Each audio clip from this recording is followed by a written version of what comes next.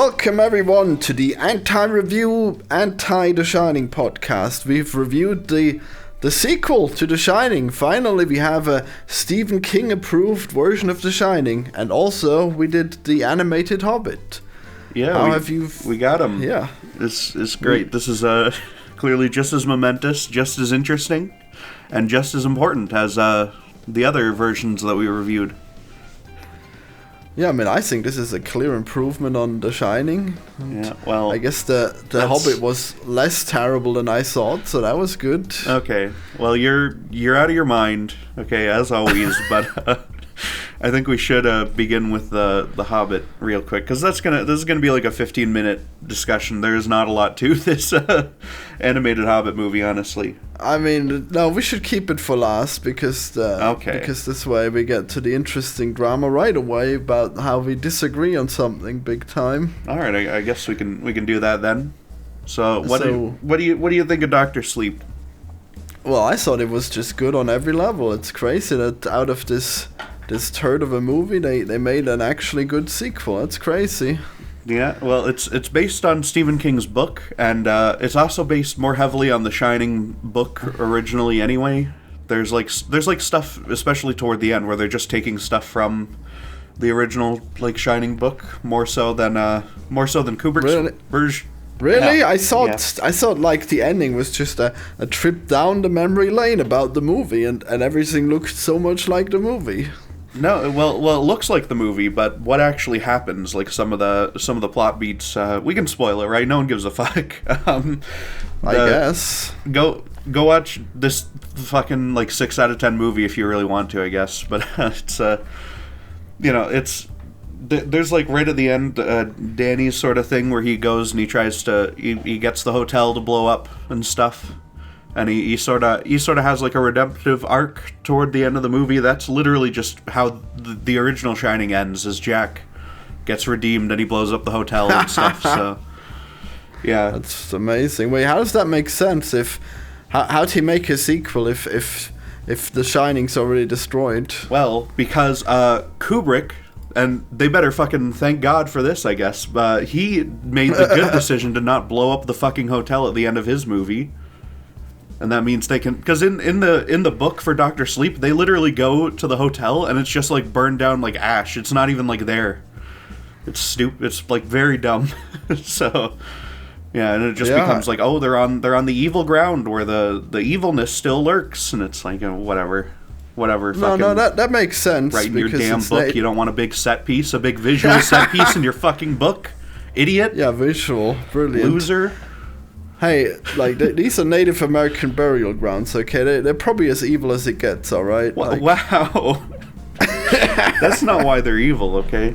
They're evil because of the legacy of colonial America, which this movie does not follow up on whatsoever. Well, there's a black girl, I guess, so... Yeah, but she's not... That's not like a consequence of I guess it is like on a literal level, because there's like that's the I don't fucking know. It's dumb. It's not descendant of the slaves, surely. Yeah. Technically, she's only a black character because they're slaves brought over to the U.S., I guess. But it's not like they don't tie it into any of that. They don't deal with that in the movie. It's the white man's burden, okay? I was waiting for the bit because you have Jack talking to Danny, right, and stuff as like the butler from the last one. I was waiting for him to pull out the N-word on her and stuff. I was waiting, but it did not happen. Thank God. Well, that was the other butler. He already murdered that one, right? Didn't he? Actually, I don't know.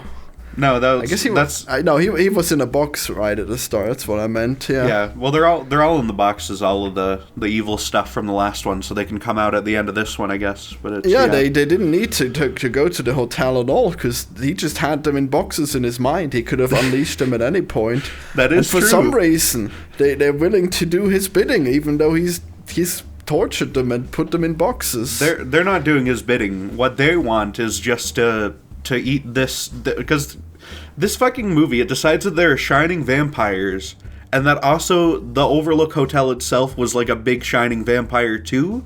So they just want to eat the other shining vampire. That's the only reason that it helps him in any way. Well, that doesn't make any sense. Why wouldn't they just eat Danny? Why didn't they just eat Danny? He was right there and he was wounded. They could have just slurped him right up. Because the vampire was easier. And then they did try to get Danny, but they needed him to kill the girl, so, you know. Oh, yeah, I guess. Oh, yeah, they did possess him, okay. Yeah. There's a scene in this movie where the Overlook Hotel has fucking lines of dialogue and it's speaking to this little girl. And it's like, oh my god, it's just as a sequel to like Kubrick's like vision and his artistic like sensibilities and stuff, it fails so badly because that's so stupid. Because his artistic vision was fucking stupid. It's like, oh yeah, I'll bring up my family drama where I think the dad is the worst thing ever, you know, and he just he goes adapted crazy. The work to his own work, and it's better as a result. It's just a better story than Stephen King's Shining ever was. So.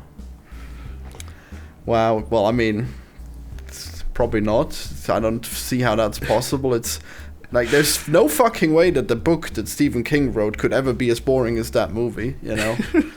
I don't know. I don't remember how many pages it is. I think I've heard that it's like relatively boring. There's like the 6-hour like fucking miniseries he did for his version. We can compare and contrast with a much longer version.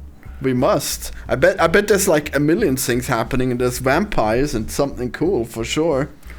No, there's no vampires in it because that's like a new addition. I don't know why. Fine, something else cool. Okay, I don't know where the vampire thing comes from, and I think it's fuck. I'm dropping my phone. I think it's just terrible. It's just it's not even that it's terrible. I think it's like kind of annoying, and it's a concept that I'm not super interested in. But it like why in The Shining 2? Why? Everything is better if there's vampires, okay? Vampires are just cool. Just deal with it, okay? Are you gonna go see the Nosferatu remake coming up this year?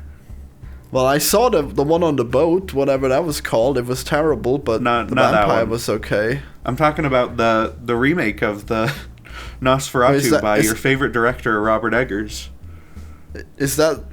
Oh, Jesus, fuck, well, probably not. Maybe I should just watch the one that's Nosferatu, but in lead speak. What's that one? I have no idea. I've never heard of this in my life.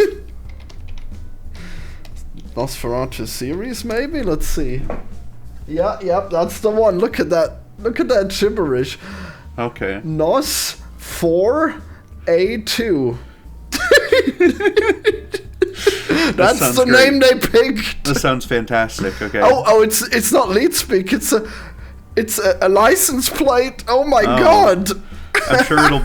I'm sure that's just as good as what one of the greatest directors alive is cooking up Robert Eggers. Well, obviously, if you got vampires on motorcycles, obviously that's cool. What do you even say? What about vampires in like shitty RVs just driving around? Killing like small children who can't defend themselves. Yeah, they really hunger for those children. Wow. He was going to be the best at baseball because he always reads the mind. Yeah. That was a really fucked up scene though. That kid does a good job acting like he's getting like murdered to death really hard. So. Well, I mean, really, he was just screaming really loudly. I think it would have been better if he was like kind of unable to scream because of all the pain or whatever. It would not be as scary, I don't think, because it's just the way he's screaming is so fucking like it wasn't horrible. Scary just because it was like the loudest scream ever. Come on. Listen, you're supposed to, when you hear a small child like screaming in anguish and begging for their life, you're supposed to feel bad, okay, Florian? I don't know. Dude, I'm trying to... Small children constantly scream really loud, okay? Like, when you gotta be worried when they stop screaming, okay? They have different kinds of screams, and that is like an I'm literally being stabbed and dying right now scream, so... I mean, that's vaguely fitting, I guess. I don't know. It is what's happening to him in that moment in the movie, so I hope it would be fitting. Yeah, so I guess that really worked out. Yeah. Not for his character, but yeah. Oh yeah, that's What did you think of the some of the intro stuff where they actually have like a direct Shining sequel where you have Danny and he's like in a little apartment or whatever in Florida? What do you mean a sequel? You mean wasn't he like the little kid still? Yeah, I guess. Yeah, that was like this stuff takes place like right after the movie and stuff.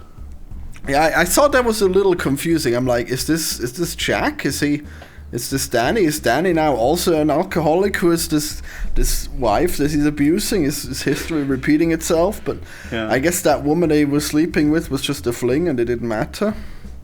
Well, no, I'm talking about the very start when there's the like, you see young Danny, right? And he's is this even in the fucking extended or in the theatrical version that you saw?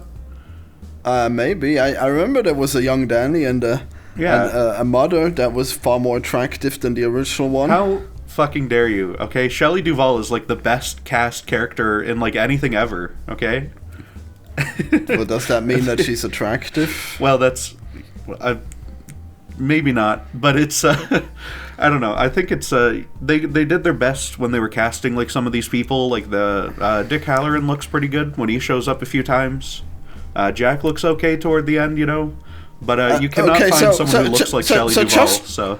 Just for the future, like, don't bother telling me the name of the actor. I will most likely not know them. Okay, just go with the fucking with Dick the Halloran's the characters black in the movie. guy. Okay, yeah. Jeez, you want me to say the black guy every time we're talking about the character? That will help. Yes. That's not the actor's name. That's the character's name. It's on you for not learning the friggin' character. How dare you?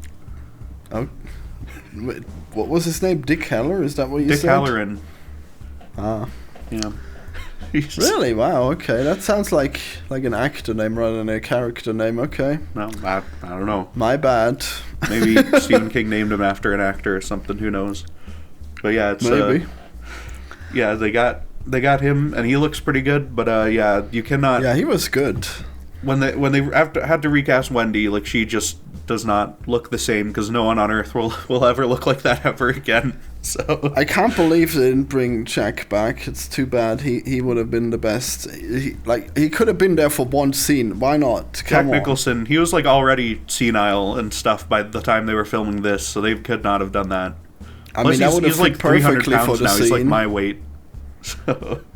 Holy shit! Really? I gotta look at this.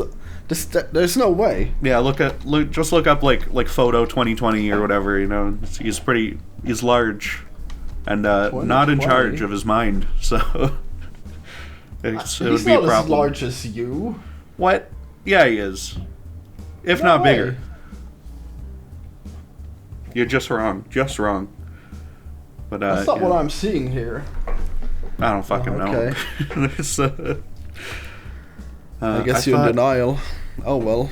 I thought all the acting on these like returning characters was actually pretty good. Like when you hear fucking whatever the new actor is doing the it's way too early to be podcasting, honestly, but when she's like yelling and stuff and running out to the beach to pick up Danny, she sounds exactly like Wendy does in the original.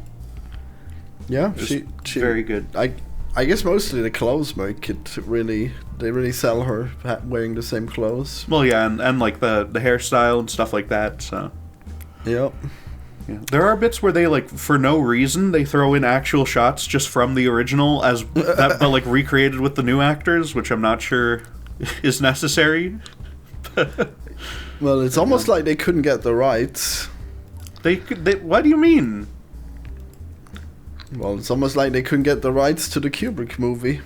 They had to get the rights to the Kubrick movie to like have the same hotel and everything. Mike Flanagan has interviews where he's talking about how he looked at like blueprints and stuff for the set from the original, so he had full access to like all of the Kubrick stuff. Wow. Well, I don't know. Maybe they must have made a really special deal where he wasn't allowed to use any footage. I think it's more so they just want the actors to be like consistent within this one movie. Because it would be weird if they started flashing between and, you know... well, yeah, you have actors who are from 40 years ago who look nothing like the other actors. Like, because it would get pretty glaring if you could see them directly side by side, I think. Maybe. Yeah. I don't know. Yeah, I mean, I like the fact that they look new and well done, these new scenes. They do look good. But it is just like recreating what's in the old movie. Well, they didn't look like they were made on those ancient cameras. That's good. Well, some would say that a proper, like, good film camera look on a movie is actually a plus, Florian. Well, that would be stupid. Well, I sure love like random distortion. That really sells me on me having an experience in the cinema right now. You know, a lot of directors, they'll actually like take a finished digital shot movie and then they'll like put it on film and then rescan it so that it actually looks like it was shot on film to begin with. Like this is thing people want.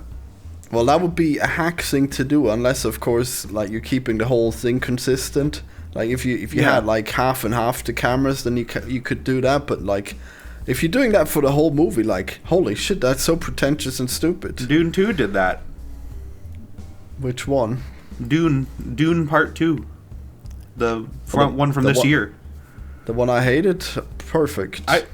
Do you like? Is there a Dune movie you like? Have you seen the 80s one? Did you like that one? I mean, I haven't seen it yet. I guess we could see those at some point. Maybe someday. I don't know if I ever want to rewatch that one, but maybe someday. We gotta. Oh God. Yeah. And we're gonna do Lord of the Rings too. We're gonna do so much. Yeah. Okay. Well, I want to know how many of I guess you can't really tell me what scenes like weren't in the theatrical version, because I watched the extended edition. It's about 3 hours. It's pretty good. Jesus. Yeah. You liked it? Yeah, it was really good. There's apparently they added a lot of scenes with like with Jack and stuff. That's like not in the theatrical stuff. At least some of it. So, well, you said you didn't like it, but now you're praising the extra scenes. Well, no, I'm not saying it's. I'm not saying it's like the extended edition is like an amazing film. I think it's not like a terrible movie, but it's sort of. It's just that it's like a terrible Shining sequel is the main problem for me, but I mean, The Shining isn't like that good. Like Jesus. The Shining is literally one of my favorite movies ever. It might be like the absolute most favorite one, so. Like, The Shining is like 8 out of 10, and this one is 7 out of 10, like by popular vote, so it's pretty close, Well, really. no, The Shining is a 10 out of 10, and this is like a 7 out of 10. Which is a pretty big step down. And also, like all the worst elements of this one is like when they hackily try to throw in bullshit from the old one. Yeah, like you don't have to insist that your opinion is right, dude. Like, come on, just that's what I'm telling you. What it is. It's your opinion. I don't care about the fucking popular opinion. Okay, the popular opinion is made up of stupid people, as well as the smart people, and that's no good. They need to ban certain people from those people reviewing. that you think are so smart. I think they're the stupid ones. Okay, they bring in the score out of order. All right, with their stupid critic opinions. Over 2,000 people have given a 5-star rating to The Shining on Letterboxd. That's just nuts. That's ridiculous. Yeah, weird, huh? Just a movie where there's like nothing happening. It's bizarre that people wouldn't just love that. It's crazy. Well, it also has like 617,000 5-star reviews, so you know. Well, yeah, I mean, obviously the niche people have like cummed all over it. But the 617,000 niche people versus the overwhelming majority of 2,500. Yeah. That's how that works. Do you honestly think that like the average person is gonna actually think this is this good? I think regular people can also watch and enjoy The Shining. I don't think it's like a super hard to get into movie. I don't think that's gonna work. I don't think that's gonna happen. I don't think they're gonna be that into it. Like, they might not be like super into it, but I think you can watch that and like enjoy it as like just a solid horror movie too. I mean, with very little happening. Like, most people would prefer it if there's actually stuff happening in the movies. And you said, like, oh yeah, we talked about this. There's stuff happening. No. Like, there what? is. Like, the synopsis of this movie is like a napkin. You can write it on a napkin. You can write any fucking movie's plot on a napkin. No, you can't. Compress it. Yeah, you don't have to compress it, though. Like Jack goes to a house, Jack goes crazy. That's your plot, okay? It's almost like there's value added by having it like shot properly and like conveyed to the audience through the visuals and stuff. It's almost like there's like a way that cinema can add to a storyline, even a simple storyline, through just like the visual medium of it and stuff like that on its own. Yeah, I can't wait until they make paint drying the cinema, you know, the movie where it goes for 3 hours and it's so epic. There is so a movie that's like one still shot of a wall that people argue is very good. I haven't seen is it. Is it Skinamarink? Well, I have seen that one, and I would argue it's very good. Yeah, that's another movie that tells a simple story through the language of cinema, and it does it well. Okay. People aren't even sure what the story is. Okay. There's a very basic story to. I feel like you have to be like a dumb person to just not comprehend what's going on in Skinamarink. I mean, I don't think. I think you'd have to be a dumb person to think it's like that they would just take like a simple story and then make it so abstract that you can't tell what's going on, and then it's just a simple reading. It's just the actual story. I think you'd have to be retarded to think that way. Well, that's why you don't have to give the simple reading. You have to look. You're the one who says it's the simple reading. You said it's it's so simple anyone can get it. Yeah, it is. It is like a simple underlying story, but like you're supposed to watch it and like be thinking about things and stuff as you're seeing it. So you don't get it easily then, okay? So I was right. You do get it easily, but it's like you get. There's like why did the director choose to have these like old cartoons on the TV? What does that mean? What does that add to the narrative? Nothing. It's just what the kids were watching. Okay. you know, people have argued for the Shining as well. People have argued like, what does the fucking cartoons mean? Why is he watching like old Roadrunner specifically? And it's because Roadrunner is about this like little bird who's escaping from this evil monster beast and stuff. It's just like the end of the movie when Danny's having to escape his father. You know? That doesn't make any sense, because like the bird has no trouble escaping at all. Well, you know, that's because it's a cartoon from the 30s, and that's it's a silly. Painfully stupid reading of it. Wow, it's crazy that you thought that was like smart to bring up. Sure. It's like wow, Roadrunner. This movie is just like Roadrunner. You're right. It's so semantic. Yeah, Holy sure. shit. Okay, you know what's better is just acknowledging that it's in the movie and refusing to think any further on the topic at all. That's what I should be doing. Well, I mean, like it's not like yours made any more sense. It's not like wow, Roadrunner. He sure has this existential threat where it's like an abusive father that he can't get away from with an axe. That's exactly like what we're seeing. It doesn't have to be 1-to-1. It's a metaphor. That's the whole thing. Oh my god. How is it a metaphor if it fundamentally doesn't work? Is the Roadrunner not about like a character trying to escape from like another character? That's what it's about.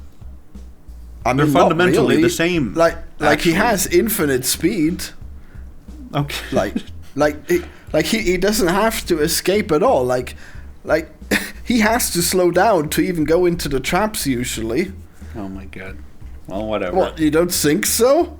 I don't. It doesn't have to be like a 1-to-1 thing. For one, they can only use the like Warner Brothers properties when they're making the movie and stuff. You know. I mean, that would have still worked better if it was like that stupid hunter, you know, trying to kill bugs. I feel like that would have been more balanced. But they didn't have. Of course, they had that. They specifically referenced Bugs Bunny. I feel like Bugs is too strong of a character. Honestly, I feel like he's always like 3 steps ahead, whereas the Roadrunner might be like maybe 1 step ahead, and sometimes it looks like the Roadrunner's about to get his like skull caved in, so you know. Yeah, maybe you're right. Yeah, it's a closer conflict. But yeah. Maybe it should have been Tom and Jerry where he's swinging the axe, okay? Well, I guess they do own that, but maybe they didn't in the 80s, I don't know. Well, that'd probably be really, really hacky too. I don't fucking know. I mean, we could probably come up with something more interesting for him to watch on TV. Maybe, but we need to get off of the what cartoon should be in The Shining instead of Roadrunner argument, okay? Well, I think Kubrick made a fine choice by putting fucking Roadrunner into it. It's fine. Yeah, I mean, I don't know. I feel like it was just random and based on the fact that it's similar to Bugs, but not quite. Okay. Oh well. We can choose not to think about it too much, I guess, if we want to. But there's one of my big problems with this Dr. Sleep movie is just that I wrote it down. It demystifies The Shining as a concept in the same way, in fact, as the Star Wars prequels do with the Force, where it's like something that can be calculated and known, and I think that sucks. Yeah, you're gonna get those Shining levels. That's pretty good. It's like, what are the midichlorians? It's dumb. Like, you shouldn't be able to put the Shining into a bottle and like drink it later. That's so dumb. It's like probably the most like mystical, unexplained power that anyone has ever had in a movie. And in this one, they're literally just drinking it in cups and stuff, and it's awful. Well, they're breathing so lame. it. I guess they're vaping it. It's crazy. They're taking heavy gulps of air, okay? You can say they're drinking it. That's the literary stylings of my mind that you're arguing with now.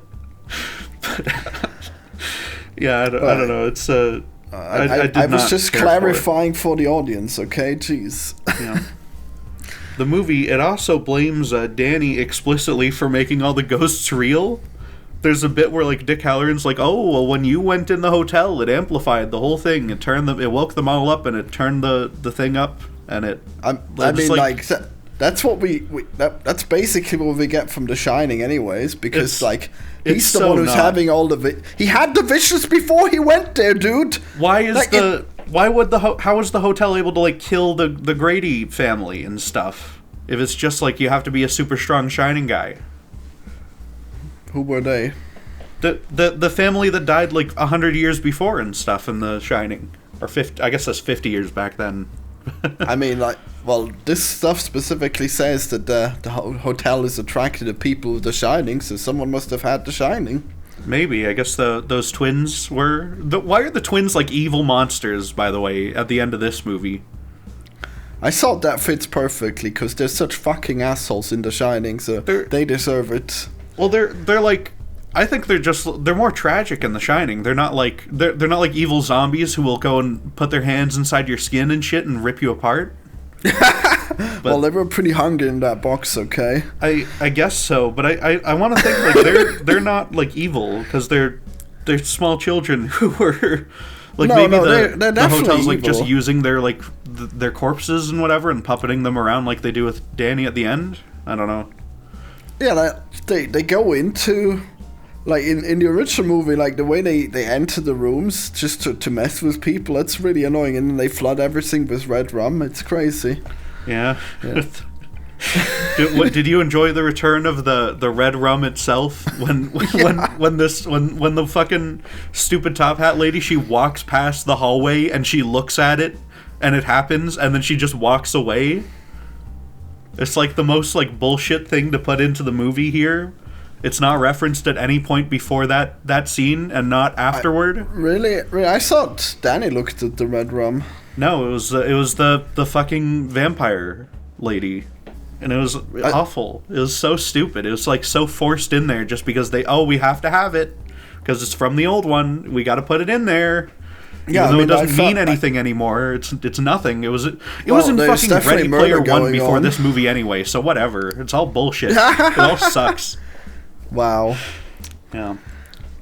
Hey, awful. Ready Player One was okay.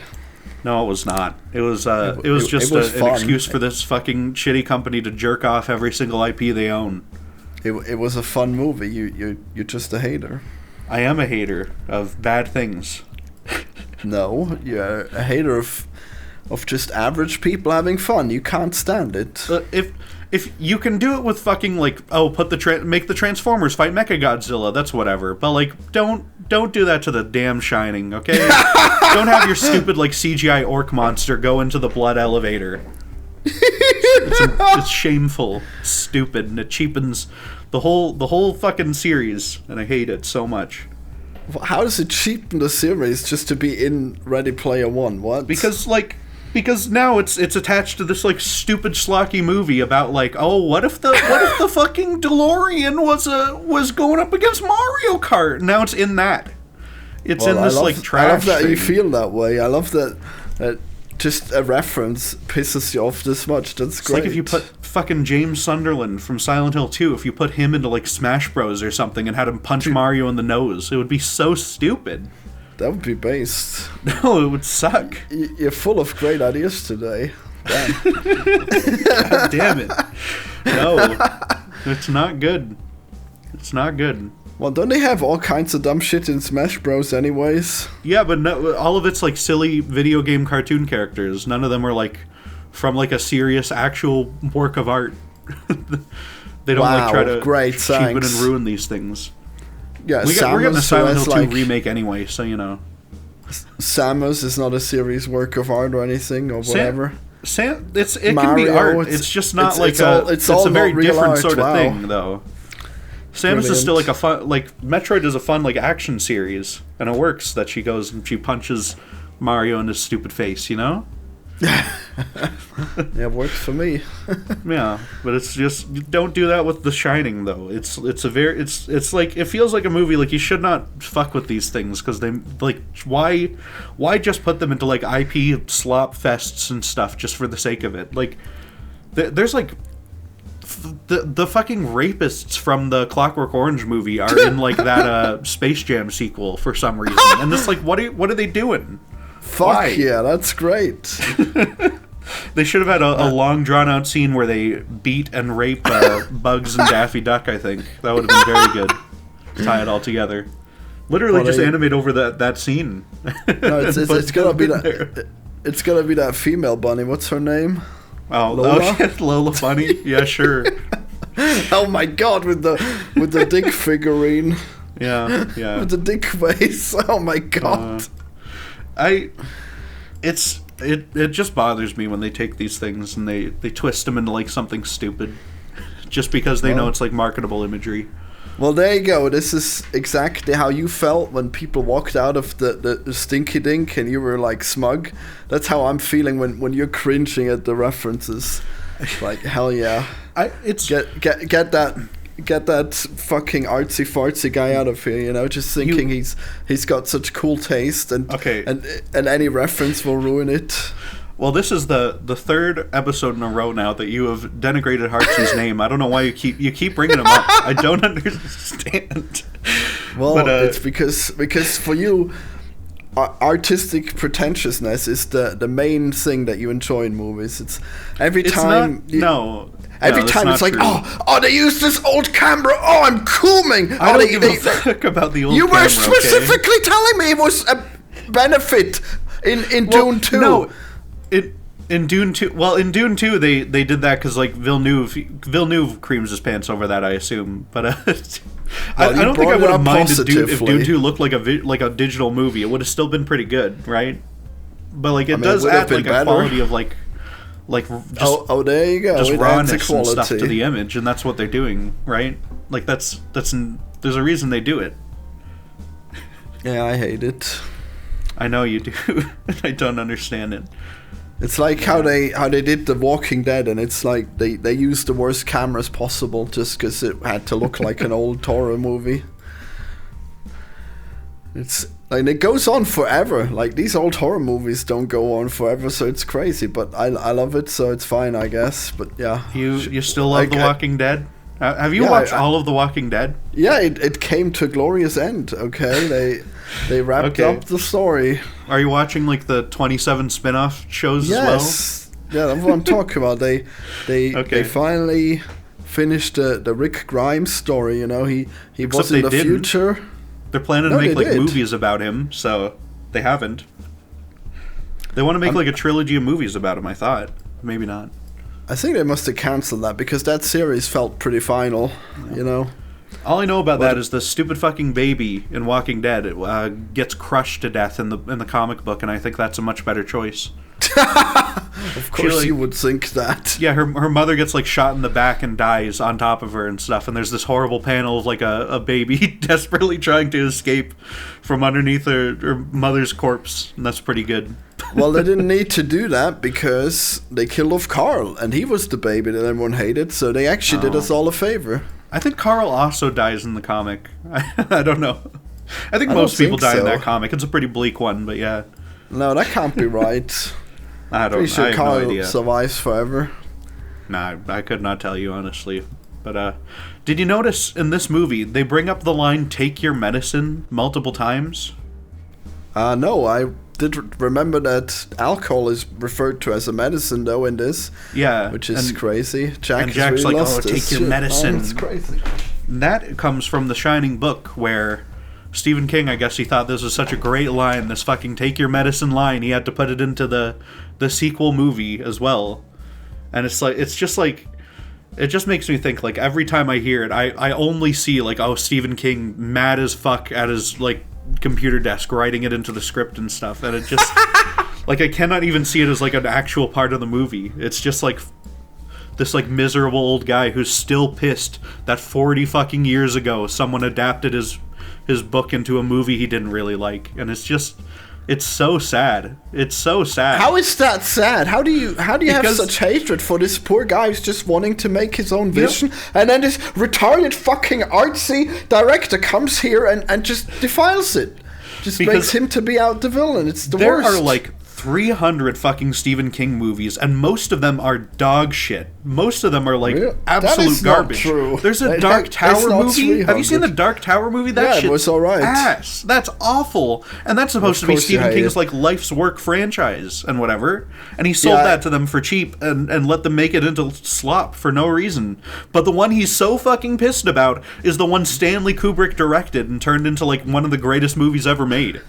He doesn't give a fuck about Carrie or It or any of these other franchises or anything else that he's ever written. But no, The Shining. No, Kubrick made it, so my fucking self-insert. He dies at the end, and he's just a horrible monster. Maybe you were a horrible monster in the 80s when you were doing drugs instead of looking after your kids. You worthless piece of shit fuckwit. I hate him so much, dude. It's so Dude, what awful. The fuck is wrong with you? I can't he's believe an awful that person, and he can't stand that Kubrick like held up a mirror to him, and that's it. That's the long and short of it. Wow, yeah, imagine that. Like, how could he possibly accept that this guy just shits all over him, and then you take that guy's side? Wow, cool. Maybe you shouldn't have sold the rights to the movie to him, I guess. I don't know. Yeah, I mean, clearly we know that now. Well, I mean, we wouldn't have gotten, like, my favorite movie ever, so, you know. Yeah, great. Your favorite movie is just a piece of spite, nice, with nothing happening in it. It's not mostly a piece of spite. I think genuinely Kubrick, like, just wanted to make this movie about, like, an alcoholic guy going crazy. I don't think it's, like, made spitefully, but you can feel the spite in, like, many scenes in Dr. Sleep, which is...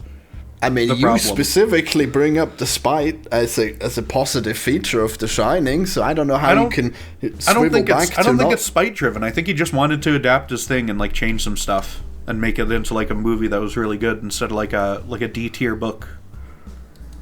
And he did. Hardly. There's nothing so great about it, man.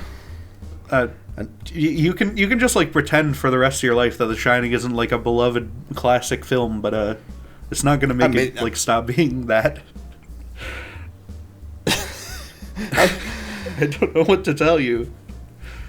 I mean, it's a niche movie. Like, if you put it on in the living room with random people, they're not going to be having the time of their life. Okay. You don't put. Maybe it's a movie that's meant to be like watched and not just on in the background. I don't know. I mean, that'll be even more boring if you actually have to watch it. Okay. I'm gonna fucking lock you into like a mental box, okay? Just like Danny does. You're gonna be trapped in my brain forever. Yeah, more of your spite escaping. Maybe you don't like the Force because you're clearly on the dark side of it, you know? Maybe that's why you don't want it to be categorized. I don't want Star Wars to like continue at all. Honestly, I think that one should be done as well. Yeah, we gotta do the prequels. It's gonna be glorious. Oh my god, it's gonna happen. There's nothing for me to say about the prequels. Okay, this shit got covered like 10 years ago, 20 years ago, however long. Oh great! I love that your opinion is just like everyone else's pretentious opinion. Cool. A lot of people have had a lot of very insightful things to say about why the prequels are terrible films. Yeah, because they're very. They might be some of the most scrutinized movies in history. So they're poorly scrutinized, just making up really stupid nitpicks. Okay. And then hating the characters are horribly unlikable, and the acting is terrible, and the shot composition sucks, and the CG looks like shit. I mean, if you don't like these characters, I don't know how that can be. They're just charming. It's insane. Okay. Yeah, sure. Give the protagonist of the whole Star Wars saga, give him like a pedophile grin every time he looks at the woman he loves. It's a good idea. But he was the child. She was the pedophile, if anything. Yeah, so why is he doing the peregrine? It doesn't even work. It doesn't even make sense. Makes perfect sense, I guess. No, it sucks. But, we're not here to talk about the prequels, okay? Yeah, you really have trouble staying on point today. We're really gonna get through this movie. I think that's just our podcast in general, but how about this? The True Knot is what the vampires are called. That's a stupid fucking name, right? That is a very stupid name. Good job. Yeah. Okay, I've I'm not glad heard we that can, name we in the can agree movie. on something. Wait, when do they say that name? They say it quite a lot. There's like bits where the Rose character, she'll be like, "Oh, we're the knot that binds us together," or whatever. They're the true knot. It's the old funny guy how says it at some point too. Yeah. it's funny how there's like 15 of them and only 2 of them have like powers. That's funny. Like, wow, vampires that really suck. And then you just bring a gun and then you shoot them, and that's the end of the vampires. They all have to have powers, which is the weird thing that none of them even try to use it when they're getting like shot to death. No, they specifically don't have powers. All they can do is like suck someone's soul when they die. No, but they do though, because they all have to have the Shining in order to be like turned into these evil Shining vampires to begin with. So. Well, yeah, but the Shining is like the Force. There's like lots of people who have it who have basically no power. I guess so. Maybe these are just like normal people that they met and stuff and gave the evil gift or whatever. I guess the old guy, he must have it like really better than the other ones, right? Because he's like 2,000 years old. He must have been the first one. Well, I guess he must have really had the power back then, but now he's terrible. Maybe he is. They are hungry and dying, I guess. I don't know. Yeah, I like how she's just really powerful after she vapes all the souls in the end. Yeah, that's cool. I guess they really should have used some of those souls when they were fighting the guys with the guns. Yeah. You know what I want to see out of a sequel to a Kubrick film is I want to see all of the interesting like iconography from the Kubrick movie. I want to see them turn into like stupid vampire creatures that like sniff up the air around this dumb character after she dies. That's great. Just turn them into monsters, Who cares that he specifically set out to make a horror movie with no like stupid monsters and no like creepy old dilapidated haunted house? Screw that. Just make them monsters and make them stupid with like big white eyes and shit. Just make it suck for no reason. Why not? Whatever. Man, it's closer to my shitty book I wrote in the 80s when I was on coke, trying to convince myself that being on coke was acceptable. Stupid. Fucking terrible. What are you talking just makes me about? mad when I think about it. What the fuck is up with you, man? How can you be such a spiteful maggot, dude? It's crazy. I'm spiteful because he's spiteful, okay? How would he not be spiteful about this guy, like, specifically making him the villain in his own story? What are you talking about? Sold the rights.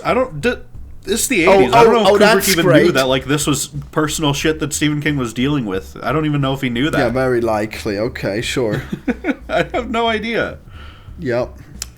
I know Stephen King says Kubrick called him on the phone like one time, and like asked him like, "Oh, what do you think happens to you when you die?" And Stephen King told him like his answer, like, "Oh, I think we continue on somewhere," and Kubrick was like, "No, that's dumb," to his face, I think. So, yeah, he's a spiteful retard as well. Then cool.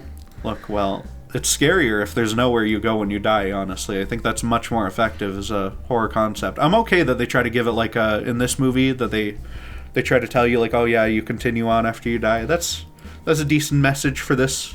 I mean, we don't even know if that's. Like, we don't know if that's true. And what if your soul gets sucked by a vampire? I guess you don't continue. I guess you don't. Then? Yeah. Then you're just actually dead. I have to assume. But yeah. I mean, Danny and Dick Halloran, they both continue on. So as like spooky shining ghosts.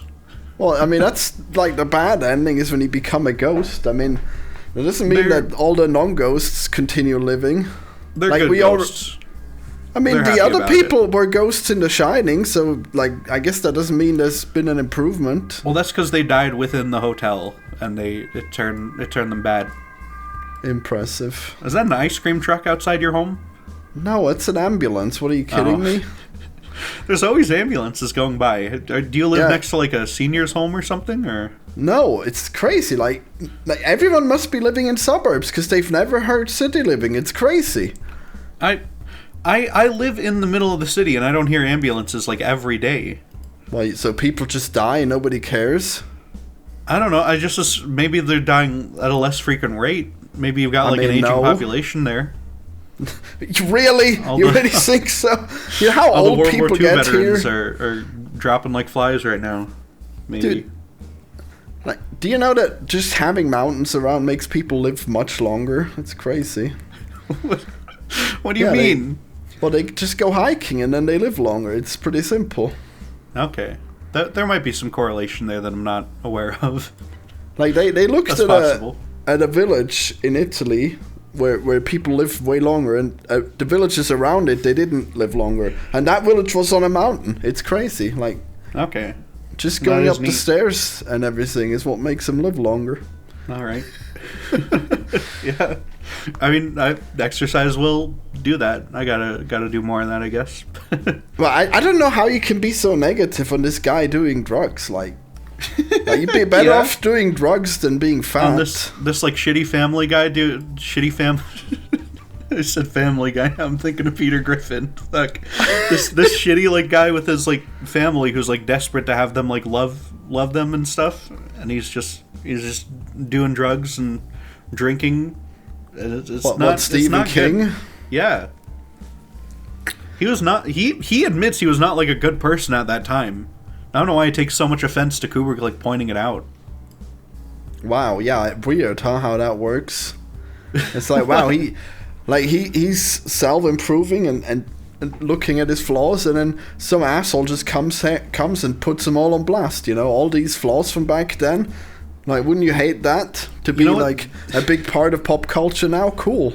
It's real nice. You know what it would be like, Florian? It's like if in 40 years I made a Balfrog sequel where the Balfrog is skinny because you called me fat one time. Okay, that's what it's like. It's like that level of stupid shit. Yeah. And art ruining. You know. That's right. You don't have any reason to be mad at me. Well, don't you agree? It would be terrible if someone took Balfrog and they made the frog skinny. Wouldn't that be like an awful change that like betrays the whole fundamental purpose of the work? I mean, I don't know how you can even roll around then. It sounds pretty awful. Exactly. Yeah. It would be a real problem, wouldn't it? I don't know. Sounds bad. What do you mean? Yeah. I don't get it. It's almost like making The Shining's antagonist sympathetic is also like a bad idea. What, wasn't he sympathetic in the movie? He was sympathetic in the book, yeah. He's like the whole book is from like his perspective, and it's about like he's struggling so much, and then he dies like to save his family and stuff. At the end, he turns good briefly, and he has like a full on like Darth Vader redemption at the end of that book. So impressive. Yeah. Well, what were they gonna die from? They were gonna die from him with his croquet mallet running at them and I guess smashing their heads in and stuff. So what? So how did he save them? How did he save them? Did he kill himself? Because Danny was like, "No, the boiler room. You gotta go check the boiler room." And then he, the goodness within Jack's soul, it fluttered out and made him run off to the boiler room to briefly hold it in and turn some dials and turn some knobs so that they could escape the hotel before it explodes. Wow. Yeah. It sounds like a real schlocky garbage ending, right? I mean, I thought the ending was really stupid too when he just died in the maze. Come on, man. Danny escaped. He outwitted his evil father like the Roadrunner did to the Wile E. Coyote. Wow. Yeah, he should have painted like a fake tunnel on the wall. Yeah, and then Danny can go through it and you know, one of my favorite videos, I don't know if you've ever seen it. It's a Skinamarink edit or a like fan short where wow. It has the Skinamarink demon has painted a cartoon hallway on the wall, and he's like, "Look, little boy, go run into it. It's real. It's real. Go run into it." And that's a very good little video. But yeah. Wow. If I can find that, I'll put it in here. What's our timestamp?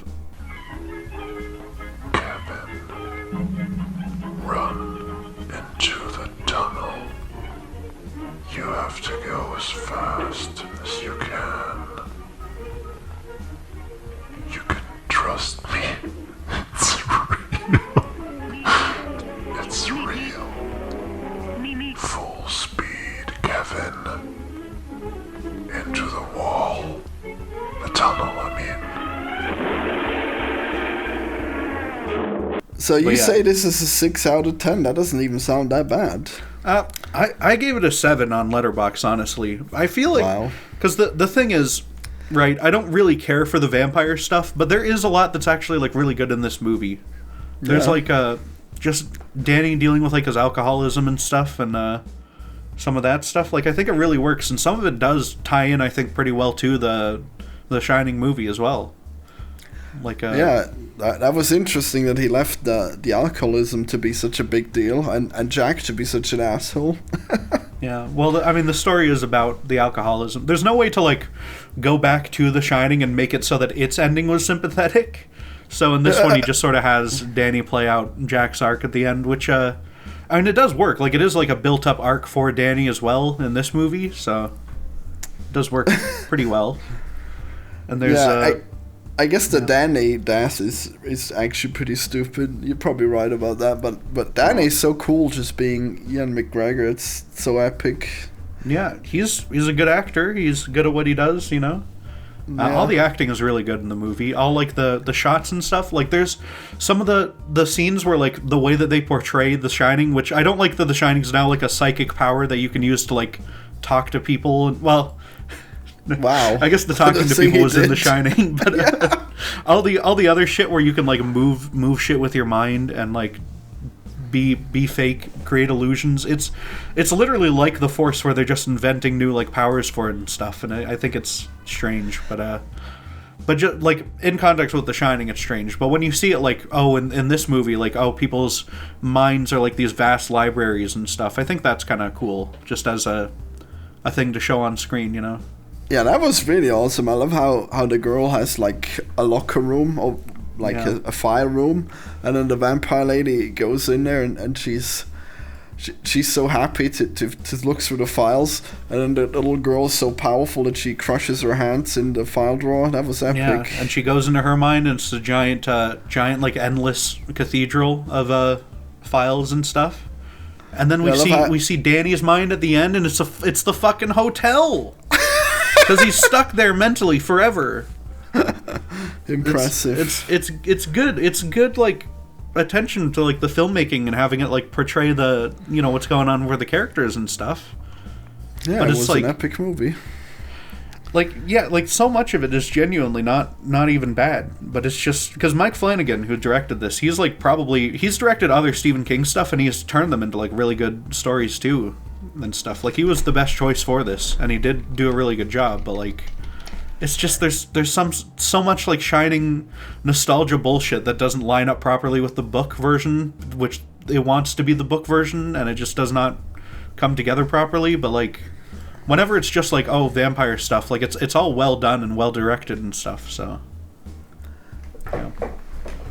I did think it was strange that they do spend a large chunk of the movie on the like, pedo hunter vampire girl, and and then she just becomes, like, a regular vampire, and she helps kill little kids. Wow, what an arc she turns very mean very quickly, which, like, you'd think, like, if these, like, because these are, like, the ultimate child predators, right? If they hunt them down with their minds and then murder them, like, that's you should be way against worse. That. Yeah. I guess she, you know, because she's always like, fucking men and stuff. I guess the idea is she's, like, this awful feminist monster character. I don't know. She's like a turf. Maybe Stephen King was on, like Gamergate forums when he was writing this and stuff. He just, I don't know. It's a very, very odd. Like, I feel like she dies, like, pretty miserably and horribly for someone who sort of just turned awful. I guess there was, like, an 8-year gap, so maybe she was getting very, very bad over that 8 years. But I don't know. Well, I mean, they must have eaten, like, tons of children at that point. Yeah, I guess so. What do you think about the scene where she tells the guy to kill himself, and then he shoots himself in the head because she's got, like, the mind control? I mean, that was just pure Kino. That was so cool how that worked. That guy, I think, deserved to die less than like anyone else in the whole movie. That poor fucking guy. That's like a horrible bit, yeah. But I mean, like it makes sense that if you go up against like 10 vampires, then maybe you should take losses. But damn, that guy, he really should have won, I guess. Yeah, he should. I don't know why he didn't just shoot her again in the head. You know. Yeah, I mean, clearly just keep shooting until they're dead. Yeah, but I mean, clearly he's looking like, oh, this is like my one chance to see a psychic vampire like writhe on the floor and die. So he took that, you know. Yeah. He's gonna try to get a closer look at what the fuck is going on here that I've been thrust into, and he dies for it. So. Well, maybe he just thought, maybe he was sorry for her. I don't know, but maybe. I mean, it probably would have been better. Like a 15-year-old, like it's not good. It would have been better if he had like saved him at the last moment, you know, if Danny had saved him somehow. But yeah. No, I guess it's good to know. Yeah. It's good to know that they are that powerful. Mm-hmm. Yeah. What do you think of the way that the landlord character is portrayed in this movie? Well, I mean, she's obviously based. She shows up and she's like, no fucking noise. Pay me $85 a week on the dot or you're fucking out of here. She's like this horrible, awful person to Danny for no reason. She's so mean and hostile. What are you talking about, dude? Like, he's a fucking junkie. It's pretty nice of her to let him stay at all. Can you believe? Why is she so mean, though? Wow. She's mean to her main character. Why is she mean to him? Wow, that's crazy. There's no reason to be mean to him. He's gonna pay you the fucking rent. Dude, you don't want drug addicts to be your tenants, dude. Oh my god. Yeah, wow, I can't wait for him to pass out and puke everywhere. Yeah, wow, he's going cool. to AA. That's how drugs work. You just off them and then you'll never ruin your home. You're never gonna shit all over the place. That's right. For Danny it was, okay? She didn't even give him the benefit of the doubt that he could solve his issues, and he did. Does he even have a job? It's a miracle she let him stay. Yeah, he does. He works at the little, like, tiny town in the middle of the full town. Well, that's a job. I thought that was just like a community project. Jeez. I assume he's like entertaining kids there as well as like, you know, keep making sure it's in like good condition. I don't fucking know what that job entails, but yeah. Although I think the reason he has it is because that allows him to be the caretaker, just like Jack was. Okay. Impressive. But it's like a subtle thing. It's not like in your face like the fucking there's a bit here where he goes to like the AA officers, like, or the whatever they are, the Alcoholics Anonymous like leader guy. And he goes into his office and it's literally just the office from The Shining for no reason. Even though it's in like a different state. It's right down to the same like props on the fucking desk. It's the same office. I have no idea why they did that because it's very silly. I just can't believe that you're so hung up on this self-made black woman who's just trying to run a business, you know, just establishing good boundaries. And you're the one who's all the way up Stephen King's ass for having done drugs in the 80s. Come on, everyone's done drugs in the 80s. Well, Stephen King all the stuff where Jack in this movie where he's like, oh, the family, they're a fucking burden on me, and they take, there's all these mouths to feed, they just take and they suck the soul out of you, and this drink is the medicine. That's like actual thoughts that were going through Stephen King's mind and stuff he was thinking about his family when he was writing the book. So like he's not maybe. Yeah, no, straight up it is. Like I know this from like interviews and stuff. I mean, that's actually how families work, but okay. Okay. Well, you think the parents get anything back? Wow, I can't wait for my child to be like a self-employed YouTube guy who makes just the smallest amount of money. So not only is Stephen King in the right for doing drugs and being like a shitty father, now his made-up character who's more evil than he ever was and tried to kill his family is also in the right. I guess you were saying this last episode anyway. I don't know why I'm fucking surprised. How dare you? I mean, obviously the drinking is bad, but I mean, like obviously as a family man, you definitely provide like a shit ton of your own resources. If you're a father, you should not view your wife and child as like a horrible burden that you hate. at all times. That's bad. That's really bad for the whole family. What do you know? Clearly, that's just how it is, okay? I watched The Shining, and it taught me that it's bad to be this way, Florian. You've seen 2 Shining movies, and this idea that it's bad to be bad to your kids is... I feel like that The Shining is actually really bad at conveying this message, because Jack just snaps for no fucking reason. Like, he's pissed off at them before the movie even starts. In the car ride to the hotel, he's like, well, these fucking people up here, they started eating each other. Like, he's trying to like scare the shit out of his kid for no reason. It's awful. He's not a good person at all at any point. Hey, you gotta scare your kids sometimes, alright? Well, if it were just that, but then he tries to kill them with an axe, so...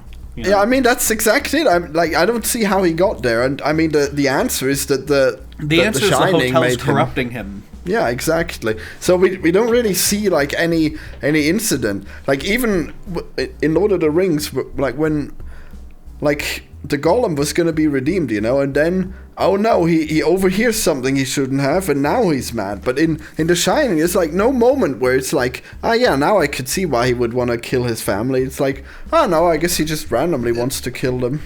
Did you miss the big scene where he goes into the bathroom, right? The guy, he spills some shit on his coat, and then Jackie has to go in the bathroom with this ghost, and he starts talking to him about, he like amplifies all of Jack's like worst impulses and worst thoughts and stuff, and tells him he's got to go and correct his family. Like, it shows you very explicitly that the ghosts of the hotel are like corrupting him and turning him worse throughout the film. Yeah, but there should still be something that the family does to warrant this. Well, the reason that he gets like extra pissed at them is because Wendy blames him for like choking Danny, which is fair because there's not supposed to be anyone else in the hotel. Yeah. Okay, I guess that makes sense. Yeah, this movie they got the surface level is like perfect for The Shining, okay? And then there's all the shit underneath, and that's where it gets really interesting. But like it's a very good movie. It makes sense all throughout. So she did deserve to be corrected for her false assumptions, you know? Maybe he wasn't even gonna kill her, you know? Maybe he was just gonna hit her with the blunt side of the axe, you know? Okay, sure. I'm sure he was. This is like peak Florian Hemsel right now is what this is. Wow. Peak like contrarian evil, okay? Yeah, I love when there's a character in the movie and he's just like, yeah, that happened. That's what you are right now. It's like, wow. What do you mean? Well, you're just like, wow, this Florian guy, he just said the Florian thing. Isn't that Florian of him? Well, I mean, you are being extra Florian today, okay? I gotta... Yeah, and it's you're just blowing my mind. Yep, that happened. Smirk at the camera. Wow, guys, that actually just happened.